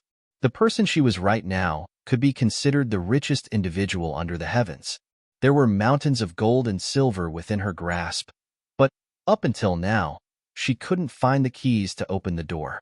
She could only gaze at the ocean and lament her inadequacy, from outside the door. Time passed slowly, bit by bit. However, Nangong Luyun hadn't returned yet. She was not sure what had happened, because all of the magical beasts had run away. For at this time, the surroundings were very still and quiet. The stillness was strangely eerie, like the calm before the storm. Suddenly, the storm winds began to rise. The powerful gale whistled and screamed with blasts that made the entire earth tremble. The small tree house swayed and tottered in the wind's midst. Su Luo leaned forward and looked out the window. Laid before her was the scene of a tornado as black as ink, moving rapidly while roaring towards her exact location. It was similar to a giant creature that extended its bloody mouth wide open like a sacrificial bowl, too, with thunderous snarls, while baring its fangs and brandishing its claws. 3. It was as if both heaven and earth allowed it to do whatever it pleases. Nobody could possibly prevent it. The tornado came hurtling past. The small wooden house teetered on the verge of collapse. In order to not be blown away flying, Su Luo tightly clutched a pillar. Suddenly, Su Luo became aware that under her foot she sensed bouts of earth quaking and the mountains shaking. 4. She looked out the tiny window and couldn't help be somewhat flabbergasted. She discovered that her entire person, it should be more accurate to say the entire small treehouse, had actually been lifted from the ground. Very quickly, the small treehouse broke away from the 1,000-year-old ancient tree trunk. It was uprooted, and the tornado swept it up into midair. However, it could be deemed fortunate that the small treehouse hasn't collapsed and fallen apart. Rather, it still stood firmly. But still, Su Luo's complexion had turned somewhat pale. She visually estimated that her current distance from the ground was roughly about 100 meters. If she was to fall from such a height, she would become nothing but torn body and crushed bones. 5. Not even crumbs would remain. She have yet to cultivate flying techniques. If she fell down, then there was only one word: death. Su Luo aggravatedly scratched her head. That damned Nangong Luyun. He only knew how to be concerned about the Jade Lake's ferry, while leaving her as he pleased in a random spot at the original place. And also that damn tornado. Why sweep up the small wooden house where she was? Obviously, there were still other small tree houses over there. Like this, she could also be chosen. In the end, what kind of luck was this? Su Luo was hit by a moment of extreme speechlessness. The surrounding gale of the tornado rages on. However, in the eyes of the tornado, the breeze was still, and waves were quiet. 6. At present, Su Luo sat in the faintly fluttering small treehouse, just as if she was sitting in a hot air balloon. Now, if someone was to see this, they would certainly be stupefied such that their chin would drop to the ground. Because the people of this world had never seen a house flying in the sky. Could this be considered the first time since the beginning of history? Just when Su Luo had become all too nervous, suddenly, a tiny spherical body was thrown into the small wooden house. It tumbled to the floor and rolled about until it finally stopped by Su Luo's feet. This spherical object, Su Luo meticulously looked it up and down. In her heart, a trace of misgivings flashed through. It looked like a type of egg. Moreover, it was a very large egg. Could it be that even flying in the sky, she could still pick up an egg? Was it possible for the mother bird to be flying and laying an egg at the same time? At that moment, 3 black lines appeared on Su Luo's forehead. 1. Gaze at the ocean and lament her inadequacy. Idiom. To feel powerless and incompetent to perform a task. 2. Bloody mouth wide open like a sacrificial bowl. Idiom. Ferocious mouth of beast of prey. Greedy exploiter. Rapacious aggressor. 3. Baring its fangs and brandishing its claws. Idiom. To make threatening gestures. 4. Earth quaking and the mountains shaking could also mean tremendous battle. 5. Torn body and crushed bones, figuratively meaning to die horribly, to sacrifice one's life. 6. Breeze was still, and waves were quiet. Idiom. Tranquil environment. All is quiet, a dead calm at sea. Chapter 76, To Subdue a Foolish, Adorable, Pampered Spirit, 3. She pulled back her train of thought that was indulging in flights of fancy. 1. Su Luo's attention was, without exception, completely concentrated upon the egg. This egg was no less than the size of a soccer ball. The outer shell was white and glossy with colored rays of light, like the luster of gems shining through. Occasionally a stream of light would also streak across the top. It gave off a dense and mysterious air. Suddenly, rustling noises could be heard from inside the egg, as if the small creature within was trying to break out of its shell and enter the world. Su Luo was immediately struck dumb. Impossible, right? How could this egg, against all expectations, just happen to hatch out of the blue like this in the sky? However, as if in response to her amazement, the top of the egg promptly split open and a thin crack appeared on the surface. Afterwards, the crack became wider and wider until crisp bump, bump, bump noises could be heard. Su Luo held her breath in rapt attention and her eyes opened wide while watching the spectacle before her. She saw, from the fragmented pieces of eggshell on the topmost part of the egg, a tiny head covered with some shattered pieces of eggshells, slowly but surely make its way out. It naively, adorably, and unsteadily rotated its tiny head. What kind of creature is this? Su Luo had never seen one like it before. But this little thing looked too adorable. A round, puffy little head, simple and strong, that was absolutely adorable. Both of its eyes were closed tightly like a newborn. The corner of its mouth was dribbling out a lot of tiny little bubbles. It seemed somewhat dejected because, apart from its head, the rest of its body was still in the eggshell. She could only see its eyes were still closed. It had a rosy red moist little mouth which was very small, but its nibbling speed was very fast. The little thing looked like it was nibbling on a large piece of round bread. It first nibbled away at the eggshell near its mouth, then slowly extended to the surrounding area. It finally finished eating the entire eggshell, then used its nose to sniff around as if looking for something else. Throughout the entire process, its eyes remained closed, giving it a charmingly innocent impression. Su Luo's heart became curious. What is this little thing that just broke through its eggshell looking for? In the midst of her curious musings, the little thing took some shaky steps with its thin, delicate legs, and swayed drunkenly about, tottered to the side of Su Luo's feet. It extended two small paws and grabbed the lower corner of Su Luo's clothing. Its small body trembled and quivered while climbing into her lap. The whole time, Su Luo's body was completely stiff. She stared at this little guy with an extremely dumbfounded expression. At the moment, this little guy's plump and chubby little body was already laying on its back in her lap. Its little belly moved up and down with every breath, eyes still closed as it started to make tiny snoring noises. Its pair of paws still firmly clasped a piece of Su Luo's clothing. No matter how hard she tried, she couldn't pry its paws open. This little guy was a little too unself-conscious. Wasn't approaching her out of its own accord already acting a little too familiar? Does it think that she is its mother? Swoosh, swoosh, swoosh. 3 strips of black lines appeared on Su Luo's forehead. Drip, drip, drip. Her cold sweat poured down. Her eyes were fixed on this little guy that trustingly came of its own accord. She meticulously and carefully looked at it up and down. Speaking of which, what kind of species is this little guy? Say, is it a dog? It looks a little like it could be, but it didn't have fur. Say, is it a baby dragon?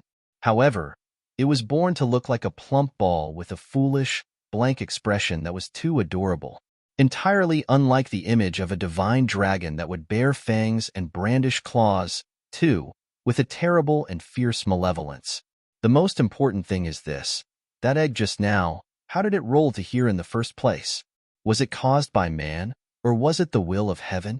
Also, her small wooden house, how did it remain intact when it was in the middle of a roaring tornado? This was simply too unbelievable. In the midst of Su Luo's contemplation, the small wooden house suddenly began to tremble. She was shaken until the sky spun and the earth went around. 3. Her head was woozy and her vision was spinning, making her dizzy. Finally, she felt the entire small wooden house fall straight down. Oh, damn it! Su Luo secretly cursed in her heart as she firmly held on to the small wooden house. Next to her ear, the wind whistled loudly. Right now the situation was even more terrifying than being in a falling elevator.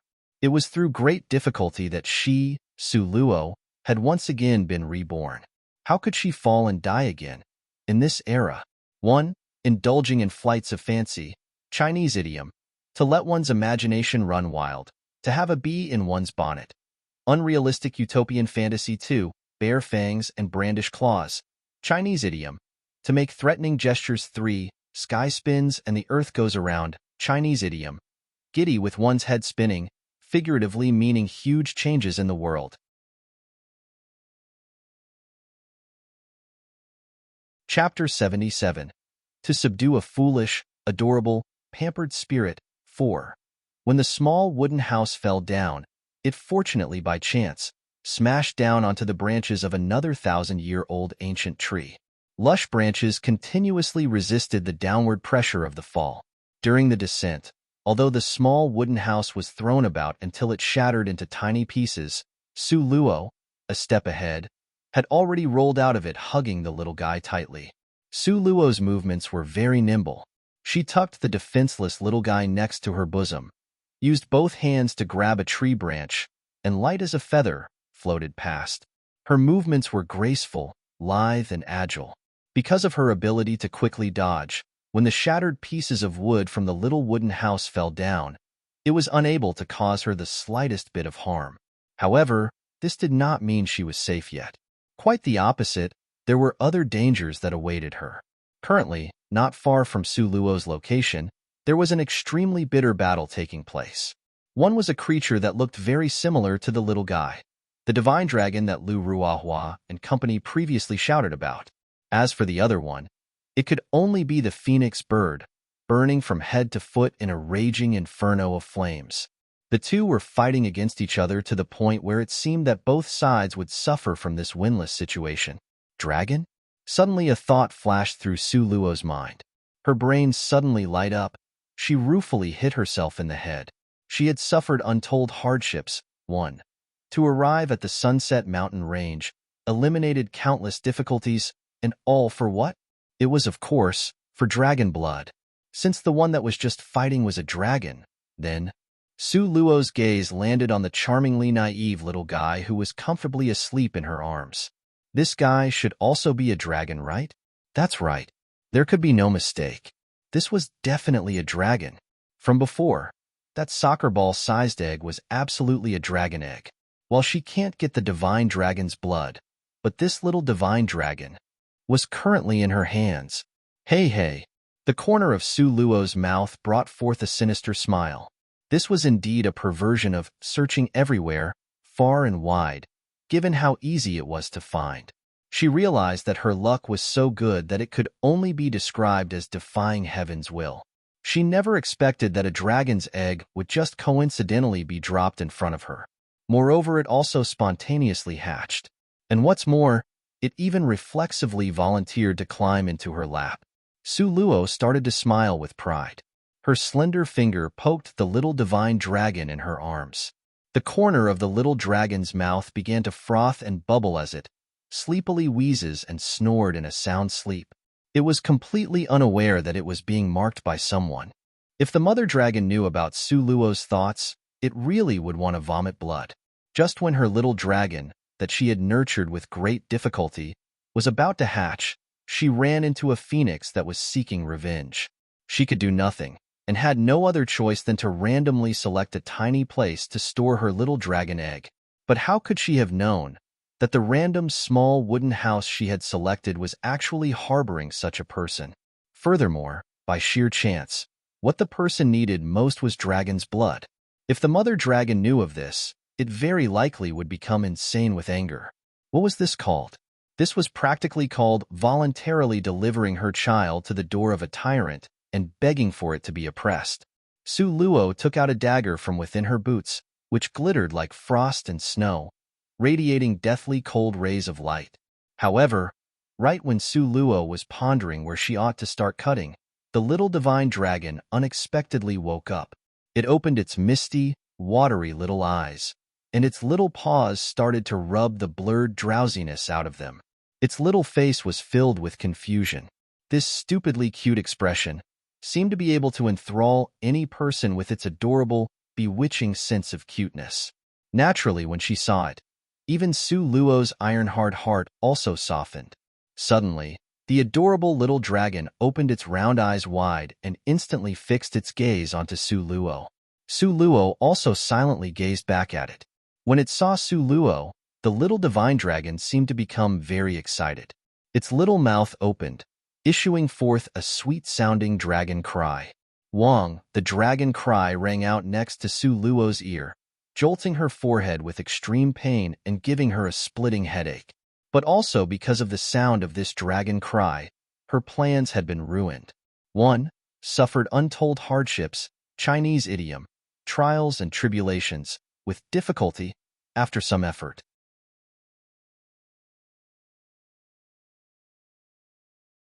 Chapter 78. To subdue a foolish, adorable, pampered spirit. 5.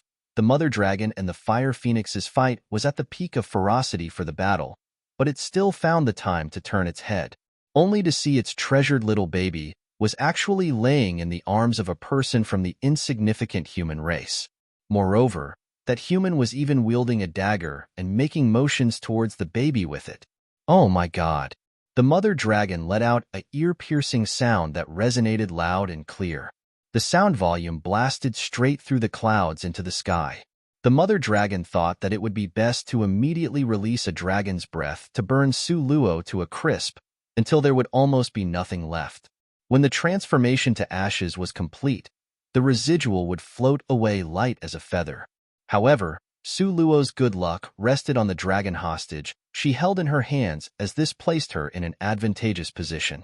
Therefore, none of the mother dragon's long-range attacks could be used. The mother dragon was afraid that while wounding the rat, it would hit the fragile jade vase. So, it refrained from shooting at the rat for fear of breaking vases. 1. Suddenly, Su Luo saw the enormously large body of a divine dragon leaped in her direction. Such an awe-inspiring, dignified, powerful dragon jolted her heart and caused it to throb violently. A startled expression passed through her eyes. It was too late to think clearly. She hugged the adorable little dragon close, turned around, and just ran. This was definitely an unconscious action. Run, run, run. Su Luo knew that if the mother dragon was to catch up to her, any hope of getting dragon's blood would be dashed. Not only that, her life would cease to exist beneath the flying claws of the violently raging mother dragon. The divine dragon's bursts of dragon roar shocked Su Luo, making her blood rush forth. The power of the dragon roar was deafening, like a magnificent army with thousands of men and horses, too, surging forward. While the divine dragon was chasing after Su Luo to kill her, the fire phoenix behind was also chasing after the divine dragon. It was also because of the fire phoenix's interference that Su Luo had a slight chance to escape. It appeared like a blazing path that pierced the vast sky. 10,000 thunderclaps started to echo across the sky. Its power to destroy also contained an endless murderous intent. Su Luo, while running, also took the time to look back. She only saw the dragon's malevolently cruel and vengeful expression, the light of bloodlust shining out from the dragon's eyes. The soccer ball-sized scales glittered like snow and frost as if each piece contained an inexhaustible strength. Damn it! Cursed Su Luo. Her expression changed slightly when she saw the distance between the divine dragon and herself shrinking. The divine dragon had long ago become enraged. If she was captured by it, then her end would absolutely be quite tragic. Su Luo accelerated her pace. Her footsteps seemed to give birth to the wind. With powerful jumps, she rushed forward without looking back. Su Luo's heart was very agitated. With her current speed, she was sure that halfway down the road, the dragon will overtake her. How can she escape from it? The divine dragon chased her until she had to go up to heaven or down to Hades. 3. Fleeing and still couldn't escape. In the meanwhile, the little guy in her arms was also restless. It apparently felt that they were playing a game. It stretched out its round, plump head and joined with its mother dragon in issuing dragon roars up here, down there. 4. Su Luo was frustrated to death. She half threatened and half menacingly patted its head. "Do not call out." The adorable little dragon did not seem to understand the meaning of Su Luo's words. Its round, circular eyes were full of confusion. However, after seeing Su Luo's cruel and sinister expression, it weakly withdrew its neck and silently contracted its little head back into Su Luo's arm. However, after a short while, the little dragon reverted to its old ways. The little head once again came out to explore. "You're not allowed to yell, go back," Su Lu said while tapping its head. The little dragon once again did what it was told and very obediently pulled back into Su Luo's arms. As a result, every time the little dragon would spring out, Su Luo would flick it back in. It would come out to explore and then once again be bounced back in. Due to this back and forth, the adorable little dragon was under the impression that Su Luo was playing a game with it. "Ha, ha, ha," it laughingly chortled while playing along happily. Later on, Su Luo was too lazy to poke the little dragon, so it became upset. The little dragon started to wail a loudly. An expression of being wronged appeared on its little face. Its eyes were gleaming with tears. The 3 black lines on Su Luo's forehead once again appeared. All she wanted was a little dragon's blood. It should have been easy, right? In front, she had an adorable little dragon stirring up trouble. Behind, she had a large divine dragon pursuing closely and unwilling to let go. The divine dragon's speed was like lightning. Wherever it goes, all the grass and trees would fall to both sides, as if to open a path. 1. Refrained from shooting at the rat for fear of breaking vases. Idiom. To not act against an evil so as to prevent harm to innocents. 2. Magnificent army with thousands of men and horses. Idiom. Impressive display of manpower. All the king's horses and all the king's men. 3. Go up to heaven or down to Hades. Idiom. Whichever way, I don't care. To decide to go ahead without foreboding.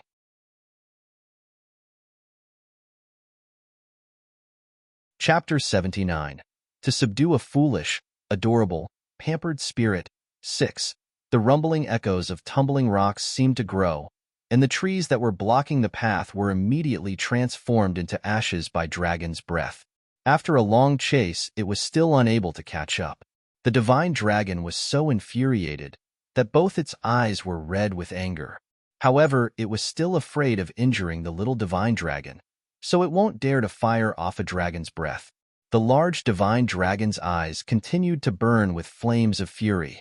The huge dragon tail resembled a chain of thickly linked iron swinging dangerously around. In one spot it had swept, it snapped all the forest trees within 10 meters of its body. Flying leaves swirled in the air as a giant cloud of dust rose. Although Su Luo was not swept up by the dragon tail, she was hit by flying fragments of wood. A piece of broken wood ruthlessly knocked against her back. When it did, Su Luo felt as if her back was about to split wide open. She felt as if a huge boulder had been pressing down on her chest, so heavily that made it nearly impossible for her to breathe. She felt that the qi and blood in her entire body rolled over in waves. A sweet coppery taste materialized in her throat. Unable to keep it in, she sprayed out a stream of blood. Fu, the soles of Su Luo's feet swayed, almost unable to stand. Just at this time, a sense of an impending crisis rushed through her mind. This was caused by the divine dragon behind her, who was unexpectedly preparing to unleash Dragon's breath. An awe-inspiring radiance streaked by, and the brilliant rays were like sharp swords launched towards Su Luo. Su Luo's complexion had immediately undergone a major change. She spared no effort. 1. In rushing towards the tilting thorns, her speed was so quick that only an incomplete shadow was left behind. That slash of intense radiance was like the tip of a double-edged sword that directly turned the trees within 100 meters ahead of it into ashes. Even the ground was completely split open, leaving a terrifying large fissure in the earth. The soil and mud were also turned into fine dust. Su Luo dangerously avoided this killing move. Yet an icy chill emerged from her heart, and her forehead was instantly covered in cold sweat. She was almost at the end of her rope and was barely hanging in by a thread. But fortunately, at this time the fire phoenix had already caught up with the divine dragon. Consequently, these two divine beasts' blood feud resumed. This provided Su Luo with a little opportunity that she could take advantage of. If the divine dragon did not fear of trouble in the rear, too, Su Luo knew she simply would not have been its opponent. Very likely she would have already been slashed to death by the divine dragon's claws without being able to run for more than several hundred meters. However, in the recent past, Su Luo seemed to be cared for by the goddess of fortune.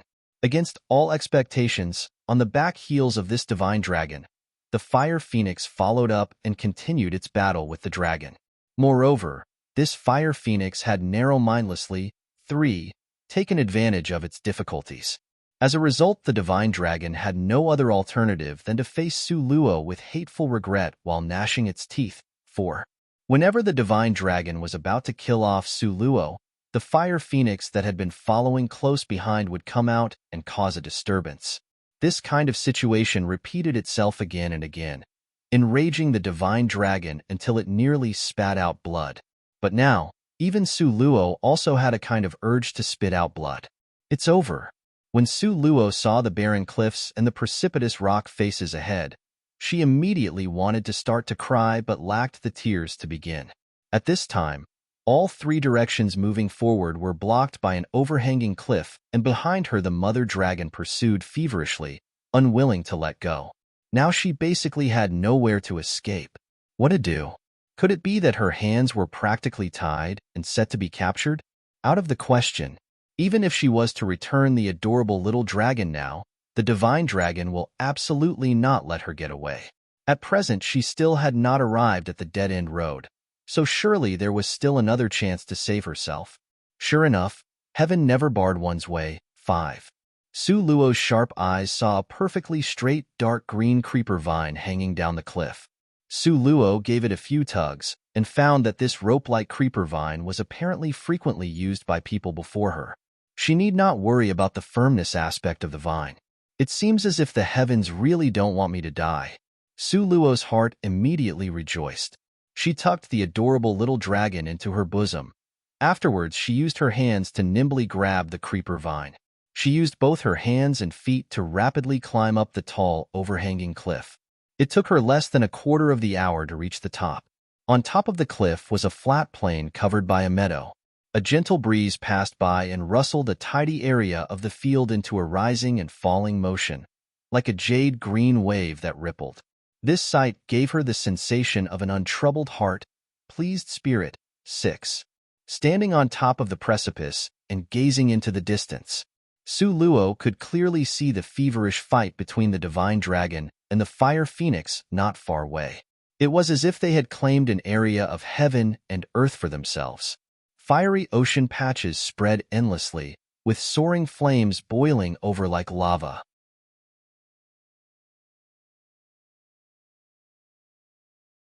Chapter 80. To subdue a foolish, adorable, pampered spirit. 7. Good, very good, extremely good. If she didn't take advantage of this fortunate timing, she wouldn't get another chance. Su Luo's heart rejoiced. Using one hand, she brought out the adorable little dragon from within her embrace, while the other hand searched within her bosom for the jade box that she had prepared. The celestial spirit water she stole from Su Manor and the spatial grass she received from Nangong Luyun were both stored in the jade box. The jade box had the ability to keep things fresh that resembled refrigeration. Even if the spatial grass was stored for a few decades, when it's taken out later, it would be as tender and fresh as if it had just been picked. However, at this moment, a look of astonishment flashed through Su Luo's eyes. Where was the jade box? Where was her jade box? Su Luo's face immediately became puzzled and unconvinced. She remembered very clearly that when she was alone in the small wooden house before, she had personally taken out the jade box to check. How could it have disappeared? Did she lose it when she fell down the ancient tree? Not possible. She clearly remembered the jade box was in her arms when she tucked the adorable little dragon in there, too. How could it have suddenly disappeared between that time and now? Could it be that she had dropped it on top of the overhanging cliff? Su Luo looked down and began to search everywhere from left to right and in all directions. Ultimately, she ended up laying on the ground and rummaging through the soil, but she still could not find a trace of the jade box.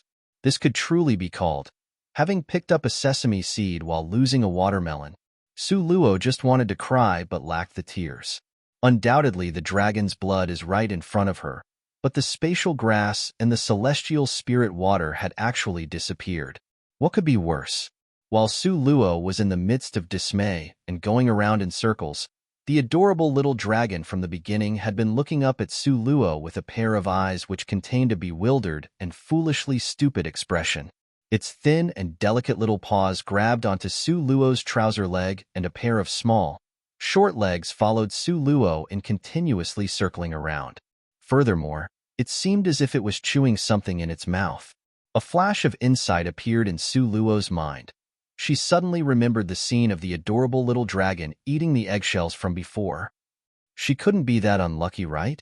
A kind of ominous premonition emerged from within Su Luo's heart. She picked up the adorable little dragon and with slender fingers pried open its tiny dragon mouth. Following a close examination, 3 lines of bursting veins formed on Su Luo's forehead. For a split second, she even had the desire to strangle the adorable little dragon. What did she see?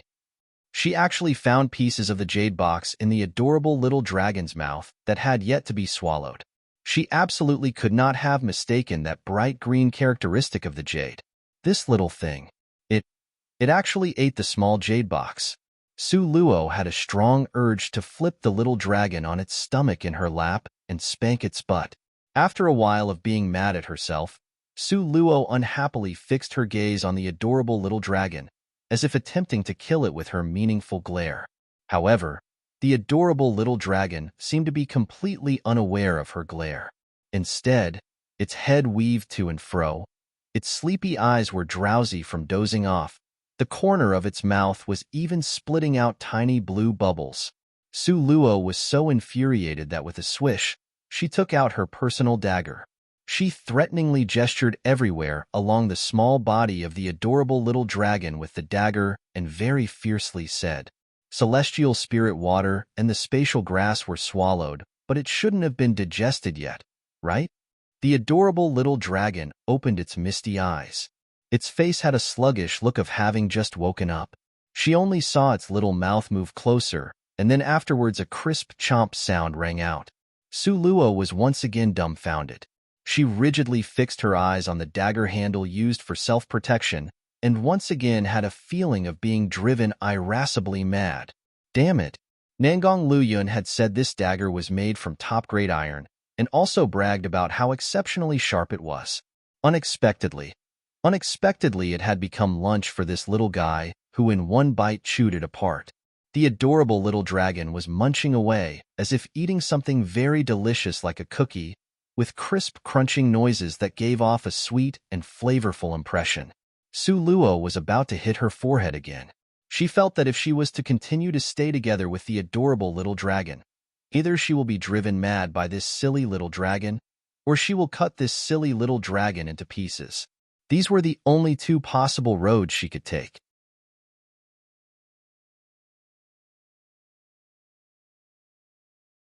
Chapter 81. To subdue a foolish, adorable, pampered spirit. 8. Just what had she walked away with? Originally, she thought it was a treasure from the heavens, but she never would have expected that she had actually carried back a tiny demon. Before, she believed that she was the goddess of fortune reincarnated as a mortal, but now she felt that she was a villain that had killed the goddess's father and led to her decline. How did it end up like this? Spatial grass and celestial spirit water were gone. Doesn't this mean that she will never be able to open her space? The adorable little dragon apparently could detect Su Luo's anxiety, and it tilted its tiny head. Su Luo worriedly paced around with the dragon's swaying little legs following closely behind. It wobbled and shook while it fumbled after her from here to there. If strangers were to see this scene, they might be unsure whether to laugh or cry. In the end, Su Luo crouched down, picked up the silly little dragon, looked it in the eye, and fiercely asked, "Little guy, you tell me. Should I stew you, or roast you, or stir-fry you?" The silly little dragon was completely unaware it was about to be food. It tilted its head, and a pair of large, limpid, amber eyes foolishly watched Su Luo with a deep sense of puzzlement. Don't know how to speak, right? Then I'll just take it as you agreeing with whatever I choose? Su Luo smiled while Fish lay surveying it, holding her broken dagger and gestured over its little paws. As her mind became clear, she began to realize something. Since Nangong Luyun had obtained a blade of spatial grass, it should be the case that there was a second one. As for the celestial spirit water, since the Su family had been able to obtain it before, then there was sure to be more in this world. As long as she spends some time searching, then she definitely will find it. As for this dragon's blood, if not for a coincidence by chance, it would have been even harder to come by. What's more, this was actually divine dragon's blood, and much better when compared to the whatever inferior blood that came from the armored back dragon. However, looking at the silly little dragon in front of her, Su Luo had her worries. This little thing that had just hatched was so thin and feeble, with delicate arms and legs. How could she take action? She had no desire to kill it. She only wanted to take a little blood from it. But she was worried that with one strike of her dagger would the adorable little dragon die. Just when Su Luo was indecisively wavering, suddenly the adorable little dragon leaned closer to her bosom. With eyes closed, it reflexively sniffed around in her embrace like a piglet seeking milk to drink. Su Luo immediately became speechless. With one grab, she pulled out the little guy and unhappily scowled. "I'm definitely not your dragon mother, so don't even think about poking around." The silly little dragon opened its misty eyes, and it stupidly looked at Su Luo. Suddenly, she only saw it opening its little mouth. A sharp and clear dragon's cry was uttered like a soft whistle. Su Luo was immediately caught off guard, and her eardrums were in extreme pain from the shock. Her chi and blood rolled over into the pit of her stomach. She almost spitted out another mouthful of blood again. However, without waiting for Su Luo's reaction, the silly little dragon immediately opened its mouth and bit Su Luo's wrist. A burst of acute pain almost made Su Luo jump up. Although it had just hatched, dragon seeds are still dragon species, gifted and super strong. Its baby teeth were sharp, hard, and strong. Su Luo's blood madly rushed forth from the bite wound on her wrist. She discovered that if she continued to stay with the silly little dragon, she sooner or later would be spitting out blood. If she wasn't busy being infuriated to the point of spitting blood, then she would be jolted by its roars to spit blood, or just bleeding from its bite. Su Luo scowled at the silly little dragon, but it employed both of its limpid, water-clogged eyes and returned her gaze with a woebegone, pity-me expression. Moreover, both of its paws were clenched into tiny fists under its chin in an irresistibly cute posture. Looking at the pitiful appearance of the silly little dragon, Su Luo's breath was trapped in her lungs and was unable to explode out. Just at this moment, suddenly a band of intense, golden radiance enveloped the silly little dragon. She merely saw a small round lump of blood flew out of the silly little dragon's mouth. This blood had Su Luo's blood within it, and also contained the little foolish dragon's own blood. She only saw that ball of blood unexpectedly take the form of a strange pattern of symbols. This design emitted an intensely dense and black air of mystery. Su Luo was dumbfounded as she watched this scene. She simply was unable to react. This really is. Previously, she had flipped through all the books on this continent's history and general knowledge. Therefore, a faint speculation appeared in her mind.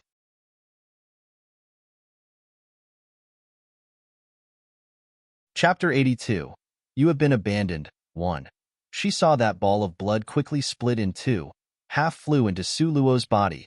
The other half flew into the adorable little dragon's body. While Su Luo was still standing there astonished, a burst of pain suddenly penetrated through her brain. Afterwards, an enormous amount of knowledge immediately rushed into her head like a tide. The adorable little dragon had actually formed a contract with her. Moreover, it was a contract between equals, not one of subjugation. Adorable little dragon. What are you called?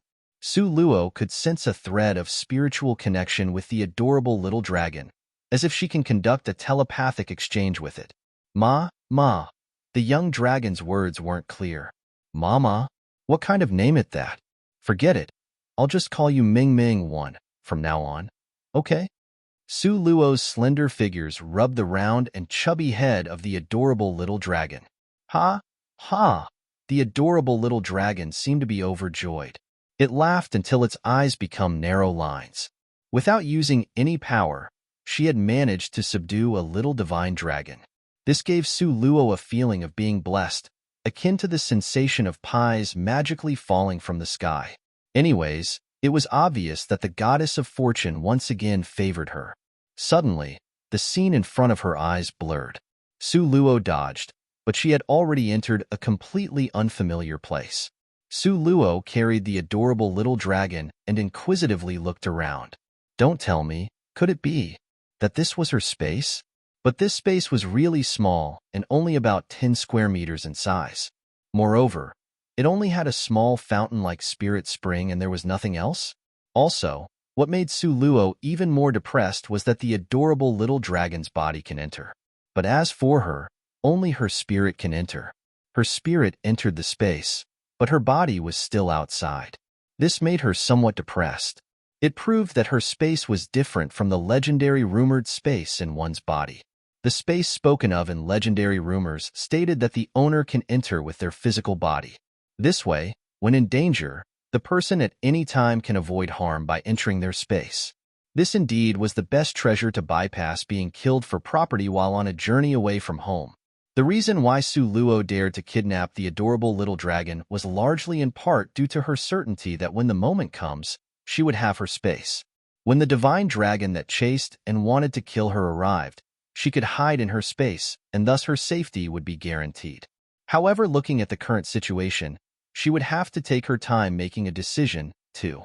Su Luo quietly examined this difficult-to-come-by space. At this moment, the adorable little dragon had already taken some steps with its little short legs. Its entire body was on its stomach by the side of the spirit spring, with its little head leaning in to enthusiastically drink the spring water. The mouth of the spring was merely the size of a wooden barrel, and the spring water was so clear that you could see the bottom. It also issued a faint but sweet fragrance. Su Luo drank a mouthful from the spirit spring and immediately felt as if the filth in her entire body had washed away, leaving nothing behind. Her entire body was relaxed and invigorated. Her bright expression was full of crisp, vital energy. But this was not right. Su Luo suddenly realized that this spirit spring compared to the celestial spirit water she stole from the Su Manor was exactly the same. She previously had tasted a tiny bit of the celestial spirit water, so now with just one drink she could determine it. Su Lu immediately felt as if a stone was lodged in her throat, making her speechless. Before, in order to get that celestial spirit water, she had suffered untold hardships to steal it. She had been chased after by that conveniently cheap old father which caused her to run around the entire manor. However, she never expected that after opening her space, the celestial spirit water available did not amount to mere bottles, but instead contained an entire fountain of spirit spring. Wasn't the goddess of fortune smile down upon her too much? There was no way she could return the favor. While Su Luo was in the midst of her narcissistic thoughts, suddenly she had a very bad premonition. She became aware of a scathing, murderous aura that was closing in from afar. She exited her space and tilted her head up to look. That divine dragon who was pursuing closely without letting go had arrived. Now, it sprayed a mouthful of dragon's breath directly towards her. Su Luo was so scared that her complexion quickly changed. She turned and just ran, similar to a cunning rabbit running at lightning speed. 1. Meng Meng, Chinese pinyin for the character adorable. She named the dragon adorable. Adorable? 2. To take her time making a decision, idiom. To consider at length.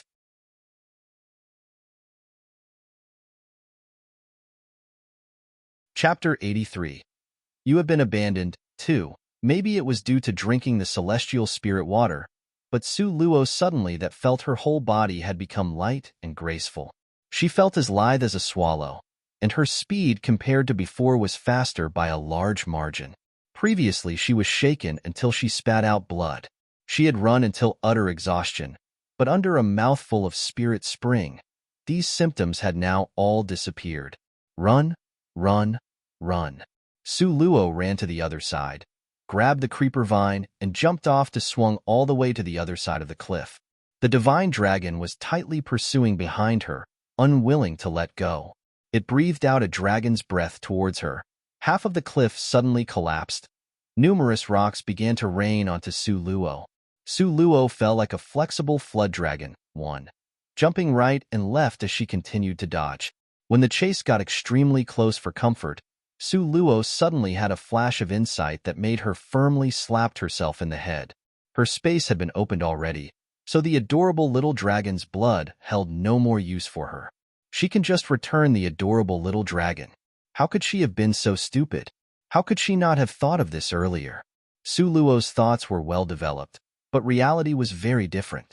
When she had come out, the adorable little dragon had been thrown into her space, so currently, Su Luo could clearly see the adorable little dragon with its tiny, but raised and its whole body lying in front of the fountain.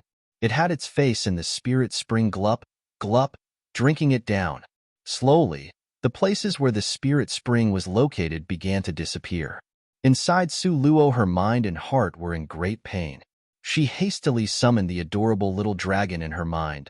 Little Ming Ming, good boy, nice boy, quickly come out now.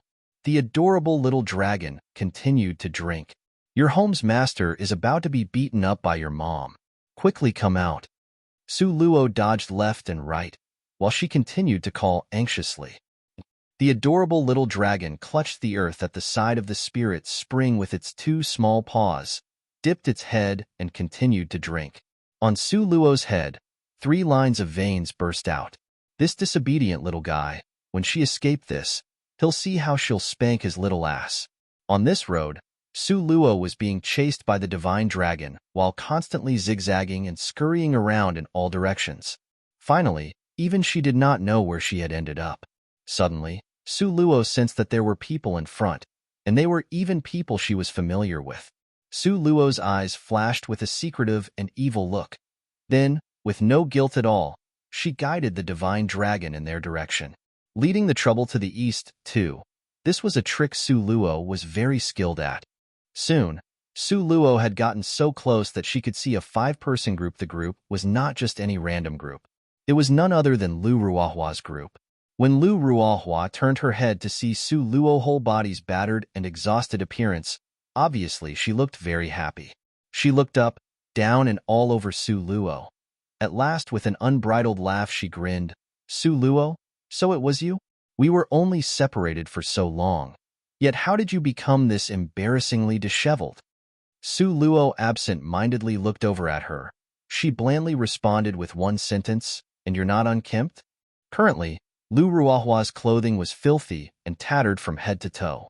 Her face was covered in scars from being scratched by tree branches, bloody all over.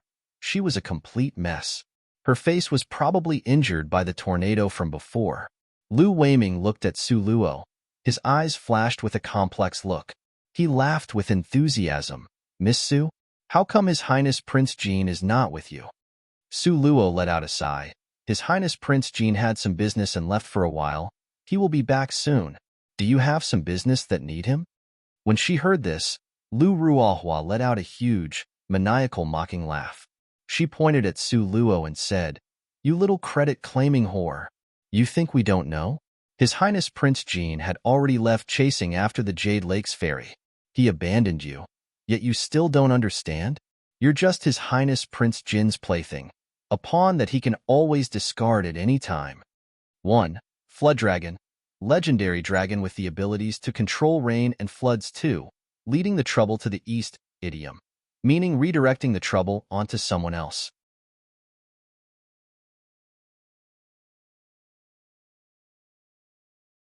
Chapter 84. You have been abandoned. 3. What nonsense are you saying? Su Luo feigned anger and glared at her with eyes full of hatred. What I said was nonsense. Ha ha ha, I'm laughing to death. I'm really dying of laughter. Lu Ruohua laughed until tears came out. In her heart, her crazy envy of Su Luo completely dispersed into haze due to Su Luo having been discarded. Only Lu Ruohua's taunting laugh could be heard. She then sneered, How about you tell me? Didn't His Highness Prince Jean go looking for the Jade Lakes Ferry? Su Luo smiled coldly. Lu Ruohua's guess wasn't wrong. Didn't Nangong Luyun really leave to go look for the Jade Lakes fairy? He deserted her, left her in the small wooden house. Wasn't it precisely because he wanted to look for the Jade Lakes fairy? Seeing the complicated mood on Su Luo's face, Lu Ruohua was happy to the extreme. She covered her belly while laughing heartily. She was laughing so hard that she could barely breathe. Su Luo, Su Luo.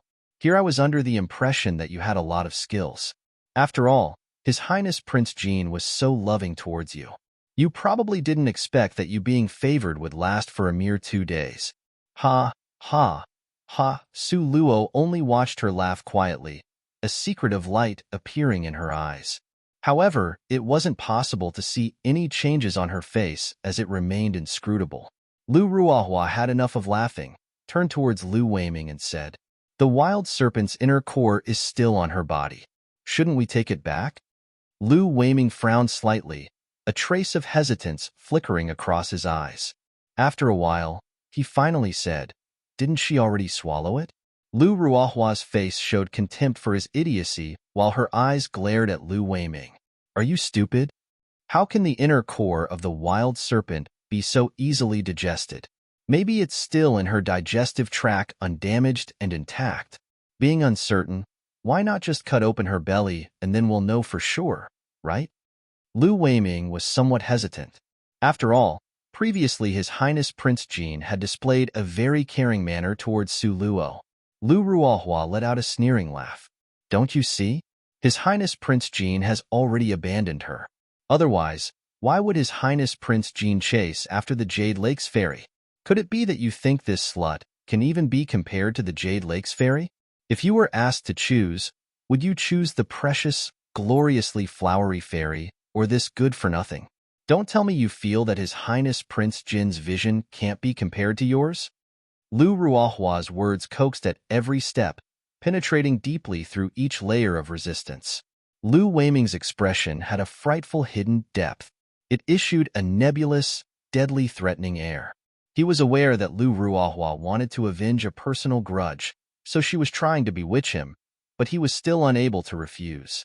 The inner core of the wild serpent was indeed very important to him. As long as he could get the inner core, he would have the opportunity to become the personal disciple of Grandmaster Lan Hai. In that case, his cultivation road in the future would have propitious wind throughout the journey, as compared to harsh challenges one after another. A trace of a smile slowly emerged on Lu Weiming's face. It was an icy cold and extremely dangerous smile. The dagger he hid in his sleeves suddenly moved. A trace of a sneer flashed through Su Luo's heart. "A bunch of idiots. What are you guys thinking of doing?" Su Luo deliberately shouted out loudly and anxiously. "If His Highness Prince Jean found out that you guys killed me, then he will never let you guys go. Bragging like you have a tiger's pelt and actually hoisting it as a banner." Lu Ruohua measured her with a cold and threatening laugh. "His Highness Prince Jean? First, let's not even talk about whether or not His Highness Prince Jean would seek revenge on your behalf. Granted, even if he wanted to avenge you, he won't find you.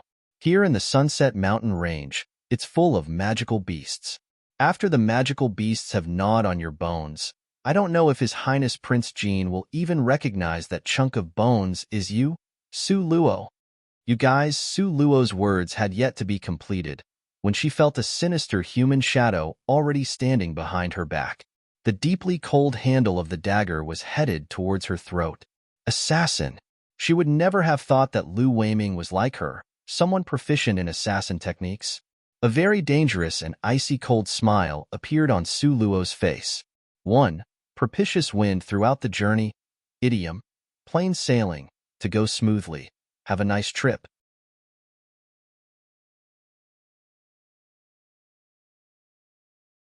Chapter 85. The Lovable, Adorable, Little Dragon. 1.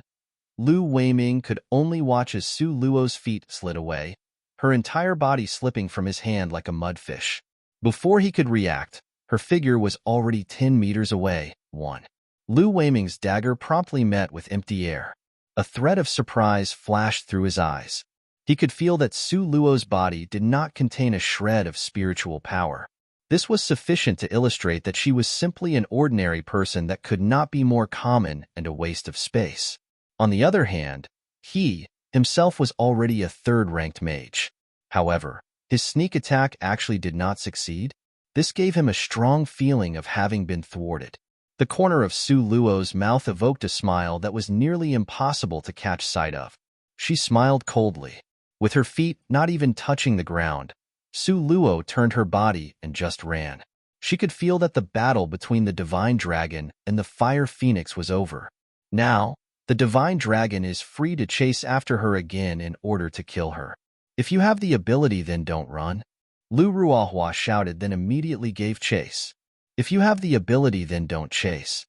Su Luo turned her head around and made a face at Lu Ruohua, telling her not to run. Do they think that she was an idiot? A strong killing intent flashed through Lu Weiming's eyes. If a moment ago he had not made a move, then the matter would be over.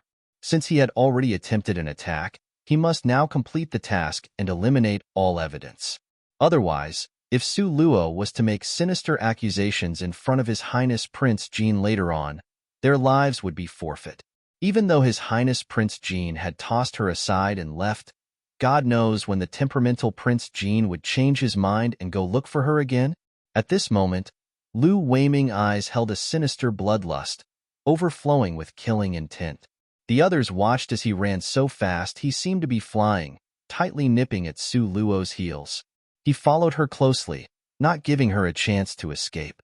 Behind him, those four people without exception also chased after Su Luo to chip away at the task without abandoning it, too. Even if they were to die, they must behead her with their own blades. The distance between the two parties became shorter by the second as the chasing party drew closer with each step. Closer and closer. Hey, something is wrong, Lu Weiming suddenly frowned. He sensed a dangerous atmosphere coming from behind them. He turned his head to look and his complexion immediately became pale white as paper. Both of his legs went limp, making it nearly impossible for him to stand. Seeing him like this, everyone turned their heads around to look. Heavens. Oh heavens! Is that a snake-type beast? You stupid airhead, thinking that it's a type of snake beast. That's a dragon. A divine dragon. Once he said those words, everyone present stopped talking and were as silent as the dead. A divine dragon that legend said could destroy a city with a stomp of its feet. The venerable divine dragon. It was simply too frightening. Even more terrifying was the fact that the divine dragon, behind them, was tenaciously chasing after them. Its eyes were full of a violent hatred and enmity as if they had stolen its child. But what caused the venerable divine dragon to even feel that they were worth chasing, let alone chasing them with intent to kill? At this moment they simply did not have time to think. Their brains just weren't functioning. They only knew to step forward and run. Run. Run. Each ran as fast as they possibly could. If one of them could run past their companions, then that person would have a better chance of surviving. At this time, everyone was incomparably disheveled and unkempt. Running in front of them was Su Luo, who was smiling with sinister treachery. Since Lu Weiming and the Divine Dragon both wanted to kill her, in that case, let them first massacre each other. After the winner has been decided, the survivor could then seek her to battle it out. Leading the trouble to the east. 3. Borrowing someone else's knife to kill another. These were tricks that Su Luo was most skilled at. In any case, Lu Weiming and companions had sinister and very savage intentions. Regarding this matter, she didn't feel even a tiny bit of guilt. Poor Lu Weiming and his companions who still didn't know that this divine dragon had been lured here. If they only knew that as long as they ran separate from Su Luo, they would escape being chased by the menacing divine dragon. However, people in times of danger will inevitably only have one thought: must firmly hold on to the target ahead and never let go. As a result, this doomed them to a tragic play. In contrast, Su Luo was very perceptive of human nature. She was certain that Lu Weiming and companions will make a move against her. Su Luo was also confident that they weren't aware that she had lured the divine dragon here. She was even more certain that when Lu Weiming and companions tried to escape the divine dragon, they would follow right behind her and become her protective shield. 1. The author used 3 zhang. 1 zhang equals 10 Chinese foot, qi, or 3. 3 meters 2. Chip away at the task without abandoning it. To chisel away at St. To persevere. Unflagging efforts 3. Leading the trouble to the east, idiom. Meaning redirecting the trouble onto someone else.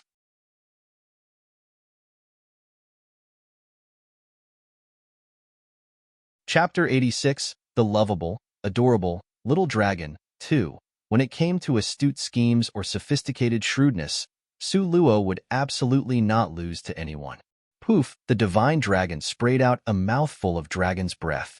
Dense black as ink fumes enveloped the few people running at the rear and covered them in a round sphere.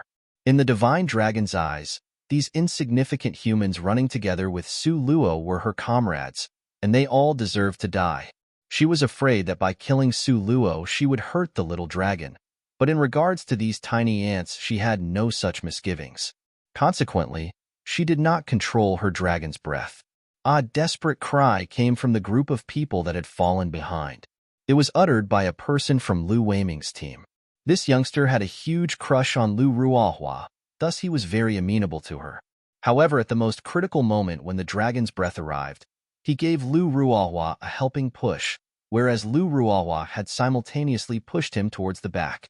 She took this opportunity to escape. This youngster's face was full of despair as he got caught up within the dragon's breath. He watched with an incredulous face as Lu Ruohua's back became ever more distant. His eyes were full of surprise. He would never have thought that he, who gave Lu Ruohua a helping hand, would have been pushed back by such an opportunistic Lu Ruohua. Even as he died, he still couldn't understand. Why did she do it? This was just human nature. Selfish and cold-blooded, forgetful of favors and violators of justice. 1. That bite the hands that feed them. This originally was a team of 6 people. However, in the beginning, a person had died because of the wild serpent. Now another had been killed by the divine dragon. So now there were only 4 people left in the team. The captain Lu Weiming, Lu Ruohua, Li Wan, and another youngster. The divine dragon kept getting closer. As if it was almost within a hand's reach, another tragic cry sounded out. It was that of yet another youngster being consumed by the divine dragon's wrath in one mouthful, leaving not even a scrap behind. Su Luo was flying and running at lightning speed, but even she was unable to keep her heart from trembling. As she turned to see each and every one of the human meat shields behind her about to be swallowed, she could only dread when it would be her turn. Let's split up and run. Otherwise, we'll all die.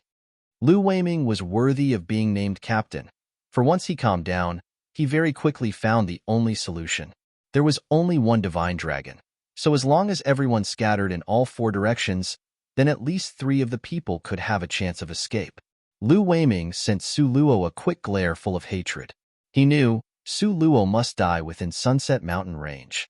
If she was to walk out alive, heaven knows how His Highness Prince Jean will deal with them once he learned the news that they had wanted to kill her. Even if they died, they wouldn't want His Highness Prince Jean as an enemy. Therefore, the best way was to get someone else to do his dirty work. He was going to borrow the might of the divine dragon to eradicate Su Luo. Having thought about this point, Lu Weiming, Lu Ruohua, and Li Wan exchanged glances. He made a hand gesture. Consequently, all 3 darted toward 3 different directions. She had no choice but to say Lu Weiming's method was truly correct. He had succeeded by a lucky stroke and saved his own life and maybe even the lives of Lu Ruohua and Li Wan. Watching as those 3 people scattered, Su Luo's heart had a sense of loss. Alas, the human-shaped meat shields were gone. Now her only hope was placed on the body of the adorable little dragon. The divine dragon gave chase and was getting closer and closer. Finally, it cornered Su Luo at the base of an overhanging cliff. 3 sides were sheer cliffs and a precipitous walls of rock. There were absolutely no routes of escape. Su Luo raised both of her hands, turned around. Her face had a very flattering smile. Heya, venerable divine dragon, are you tired? Would you like to rest a bit? The divine dragon's malevolently fierce face flashed. An unsympathetic and ice-cold pair of eyes had brought the atmosphere to a sub-zero temperature. It was fixated on Su Luo as if watching a dead person. It looked everywhere around Su Luo's body, but was surprised when she couldn't find her little treasured baby. In a short while she became furious.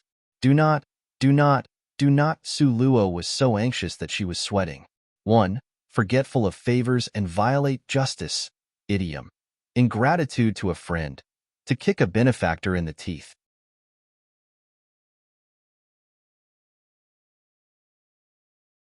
Chapter 87. The Lovable, Adorable, Little Dragon. 3. She continuously called out to the adorable little dragon with her mind. She shouted mentally until her brain almost cramped up. However, the adorable little dragon continued to lie firmly on its belly beside the spirit spring. Its little face looked up, showing a pair of large winsome eyes with crocodile tears flowing down its face. It gave Su Luo a pitiful and wretched expression, as if she had caused it to feel aggrieved. Within the space, Su Luo's spirit form glared at the little dragon with a fierce expression. If you don't come out now, your mother dragon will kill me with one spray of dragon's breath. At that time you will also die. Let's play this game together. She could not understand. Clearly on the other side was its birth mother, but the little dragon incorrectly kept looking at her and would not leave the space. Could it be that its own family was not as appealing as someone else's family? No wonder some kids, for whom exotic delicacies were the norm in their own family homes, preferred to eat ordinary vegetables dishes from other families. The adorable little dragon continued to use those pitiful eyes to look at Su Luo. Su Luo faked a fierce appearance and single-handedly picked up the adorable little dragon, preparing to return it. But both of the adorable little dragon's paws had a death grip on the edge of the spirit spring and refused to let go.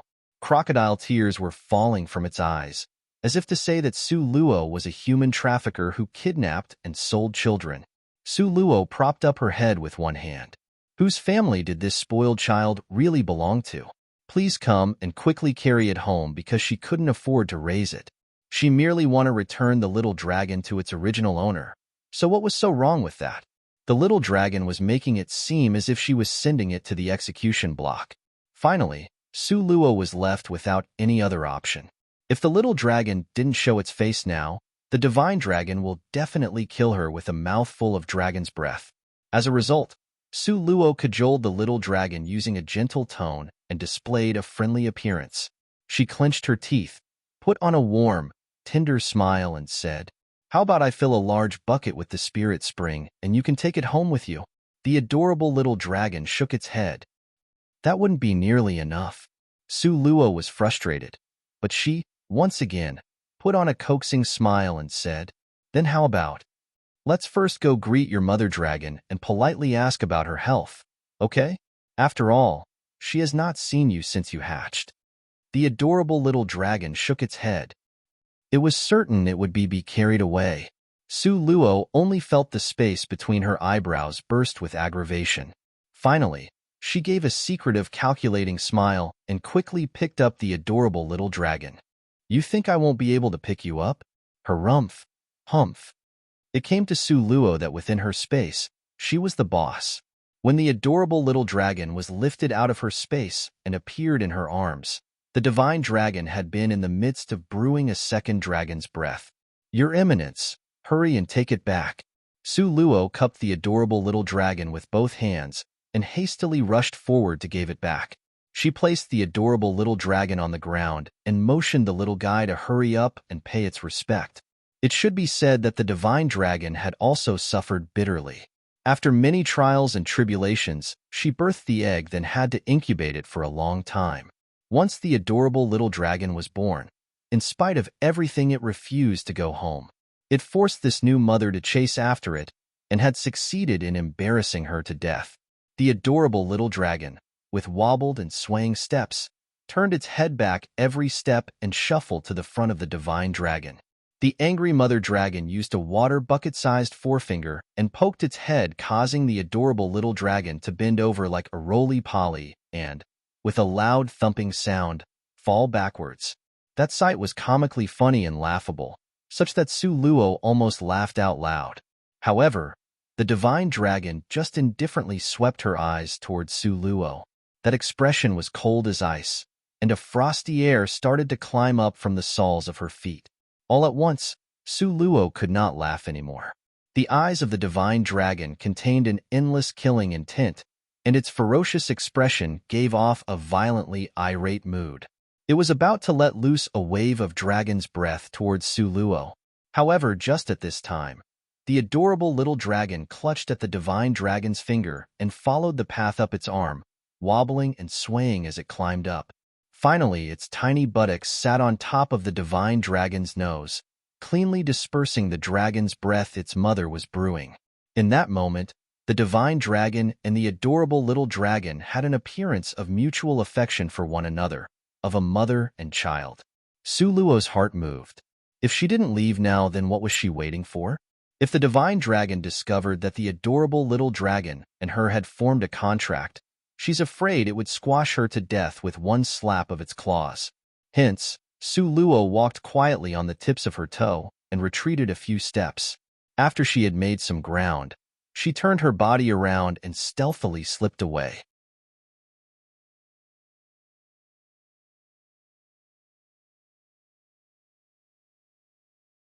Chapter 88. To come back from death's door. 1. Su Luo walked cautiously through the mountain range, hoping to find a way out. Right now her strength was very low, and she wouldn't dare indiscriminately dash around everywhere, bumping into things. As a result, she was very careful while making her way along the roads. She had already accomplished her goal for entering this mountain range. Although the process was very thrilling, her luck had been exceptionally good. There had been plenty of unforeseen perils and no shortage of danger. Not only had her space opened, she had also formed a contract of equals with the little divine dragon by a sheer accident among many implausible causes. However, it was a pity that the little divine dragon had been carried home by its mother dragon. Su Luo sighed, slowly searched for a path to leave the mountains. However, what she did not know was that on the other side, Nangong Luyun was about to go mad in his search for her. Nangong Luyun's face was pale and unwaveringly fixed on the trunk of the 1,000-year-old ancient tree. His tightly clenched fist was blanched white. The ancient tree stood as before, but the wooden house that had been on the top had disappeared without a trace. For Nangong, it was as if someone had walked away, taking with him even the pots and pans, without even leaving a speck behind. As Nangong Luyun stared rigidly at that 1,000-year-old ancient tree, his eyes were ruthless, tyrannical, and cold enough to freeze everything within his gaze. On his handsome face that was normally nefarious and devilishly charming, something had changed. Now his face was a wave of astral frost. His stare was violent like that of a wild beast's and filled with a cruel bloodlust. Nangong Luyun could only feel a sharp pain bursting from the area near his heart. The ache was so painful that he almost suffocated. By his side stood an exquisitely beautiful woman that was elegant and quiet, seemingly above the common populace. She was dressed from head to toe in only a snowy white gown, a graceful neck, a slender waist, and, just below, a skirt that seemed to flow with the breeze, as if wishing to transform into a beautiful wisp then disappear like snow melting into spring. This person was not a stranger. She was none other than the rumored Jade Lake's fairy. In a deeply concerned manner, the Jade Lake's fairy placed her hand on Nangong Luyun, who was kneeling on the ground. Her red full lips gently and humbly stated, "Third senior brother, 1. It's all Yao Yao's fault, imposing on you until you sustained injuries, and also tiring you out until Miss Su disappeared without a trace." Nangong Luyun's complexion was like a sheet of ice. He hadn't spoken a word, but his eyes were full of self-loathing and guilt. All of a sudden, he severely slapped himself hard, quickly followed by another slap. The strength his hands used could frighten people, and with only these 2 slaps, he was able to make himself vomit blood. Third senior brother. A threat of anguish flashed across Jade Lake's fairy's eyes. She hurriedly pulled at his hands to prevent him from doing further harm to himself. "It's all my fault. If I didn't leave her, she wouldn't be." A thread of tormented pain flashed across Nangong Luyun's handsome face, which had lost all of its original devilish charm. His strained voice hinted that he was being choked by his own emotions. What happened here? How could Luo girl have disappeared? It was all his fault. He shouldn't have abandoned her in that moment of peril. If he didn't abandon her, how could this have had a chance to occur? In the midst of blaming himself, Nangong Luyun ruthlessly smashed his clenched fist towards the trunk of that 1,000-year-old ancient tree. The ancient tree, which had a width equivalent to 10 people that were wrapped arm in arm, fell to the ground with a bang. A large cloud of dust rose, concluding its 1,000-year lifespan. A trace of complex emotion crossed through the eyes of the Jade Lake's fairy. Her cloudy eyes were like a sublime mist, partitioning the darkness in the innermost part of her heart. She held a deeply concerned expression on her face as she said to him, "Third senior brother, don't worry too much. Who knows what happened to Miss Sue? Maybe even now she is having a fortuitous meeting? You don't understand. She doesn't any spirit strength in her body." A touch of despair passed through Nangong Liuyun's eyes. His Luo girl absolutely do not know how to harness spirit power. Alone and being left behind, how could she survive in this sunset mountain range when the entirety of its length and breadth was filled with wild beasts? Maybe even now, every time he thought about it, Nangong Luyun would feel waves of tormenting pain gripping his heart. This won't do. I must go look for her now. Nangong Luyun struggled to stand up because of insufficient strength. He almost fell. The Jade Lake's fairy saw Nangong Luyun's body faintly tremble, as if he could not even stand. But he still insisted on going to search for Su Luo. She was almost unable to conceal the complicated expression in her eyes. Third senior brother. Chinese literal translation is third brother from the same teacher. Students under the same teacher can call each other brothers, sisters, etc., often seen in martial arts sect.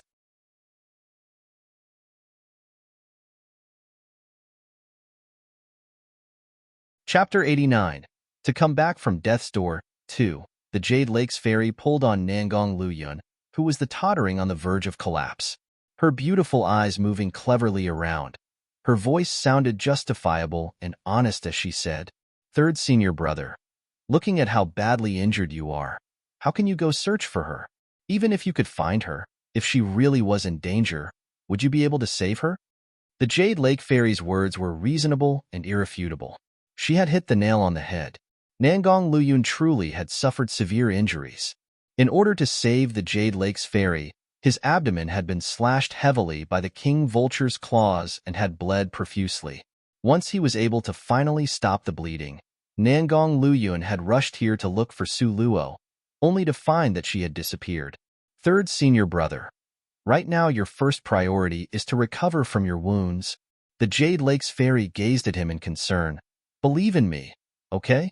I'll send people to look for her right now. I trust they'll find this Miss Sue and bring her back quickly. Nangong Luyun struggled to get up. His wounds that he had worked so hard to close had reopened. Suddenly, fresh blood spurted from the wounds like spring water, wildly rushing forward. Due to excessive blood loss, Nangong Luyun's lips had turned white as paper while his face displayed a haggard appearance. Nangong Luyun firmly grabbed the hand of the Jade Lake's fairy. Although weak, he maintained his dignified manner and very seriously stated, "We must find her." "Okay." The Jade Lake fairy squeezed out a smile and solemnly nodded her head. Even Nangong Luyun failed to notice the flash of frost that passed through her eyes. After he finished speaking, Nangong Luyun sat down cross-legged and began exercising his powers to heal himself. He needed to nurse his body back to full health. His Luo girl was still waiting for him somewhere. The Jade Lake's fairy had successfully appeased Nangong Luyun. Seeing him begin the healing process, her beautiful watery eyes showed a look of deep anticipation while her red lips displayed a slight superficial smile. Then, she turned to leave. Beside a cliff covered with a bottomless drop covered in dense fog, the magnificent Jade Fairy stood on the edge of the cliff. Her long hair, which flowed down to her ankles, was dancing in the wind, giving the illusion that she was on the verge of taking flight, like a fairy. However, at this time, she had an indifferent and icy expression on her face. Behind her stood a row of 4 young women led by a woman named Qin Ning. Qin Ning was the magnificent Jade Fairy's most trusted attendant. The magnificent Jade Fairy's beautiful, simple, and neat face had a shallow smile. "Did all of you hear third senior brother's words? Now, the only task for you is to look for this Miss Sue." Qin Ning's reply was very direct. Glancing at the magnificent Jade Fairy's beautiful, cold, and expressionless face, she murmured, Yes. "Remember, if still alive, I must see the person. If dead, I must see the corpse." The magnificent Jade Fairy unhurriedly spit out those words while stressing the last four. She continued to smile gently and gorgeously as before, so otherworldly beautiful that just a glance could drive all living things mad. Qi Ning had grown up together with the magnificent Jade Fairy, so once she heard the words she immediately understood their hidden meaning. A barely perceivable treacherous chill flashed in Qi Ning's eyes as she responded. This servant will not fail to comply with the young mistress's command. If living, then must see the person. If dead, then must see the corpse. The master and servant simultaneously laughed together, with mutual understanding. Qi Ning led the other three people and quickly walked away while sneering in her heart endlessly. A toad that wants to eat swan flesh. An insignificant, idiotic girl dares to try to snatch a guy away from the young mistress. Is she looking to court her own death? That little slut. If she is dead, then it was over. If she wasn't dead, when the time comes, they will torment that slut until she wished she was dead. They will make her regret that she was ever born into this world. Qi Ning and the three women flew through the mountain range, following the crushed plants while flying as fast as lightning. When the divine dragon had previously chased after Su Luo, it had left behind a trail of destruction, making the route fairly obvious. Qi Ning moved along this road, continuously searching. Qi Ning and companions were rather lucky as they soon ran into Lu Ruahua. You're tuning in to the Romance Rendezvous YouTube channel. We're so grateful for your support, and don't forget to subscribe to join us on this incredible journey through captivating stories. Your generosity through donations truly makes a world of difference, as it's the primary source of revenue that allows me to expand and enhance this channel for you. Thank you from the bottom of my heart for being a part of this adventure.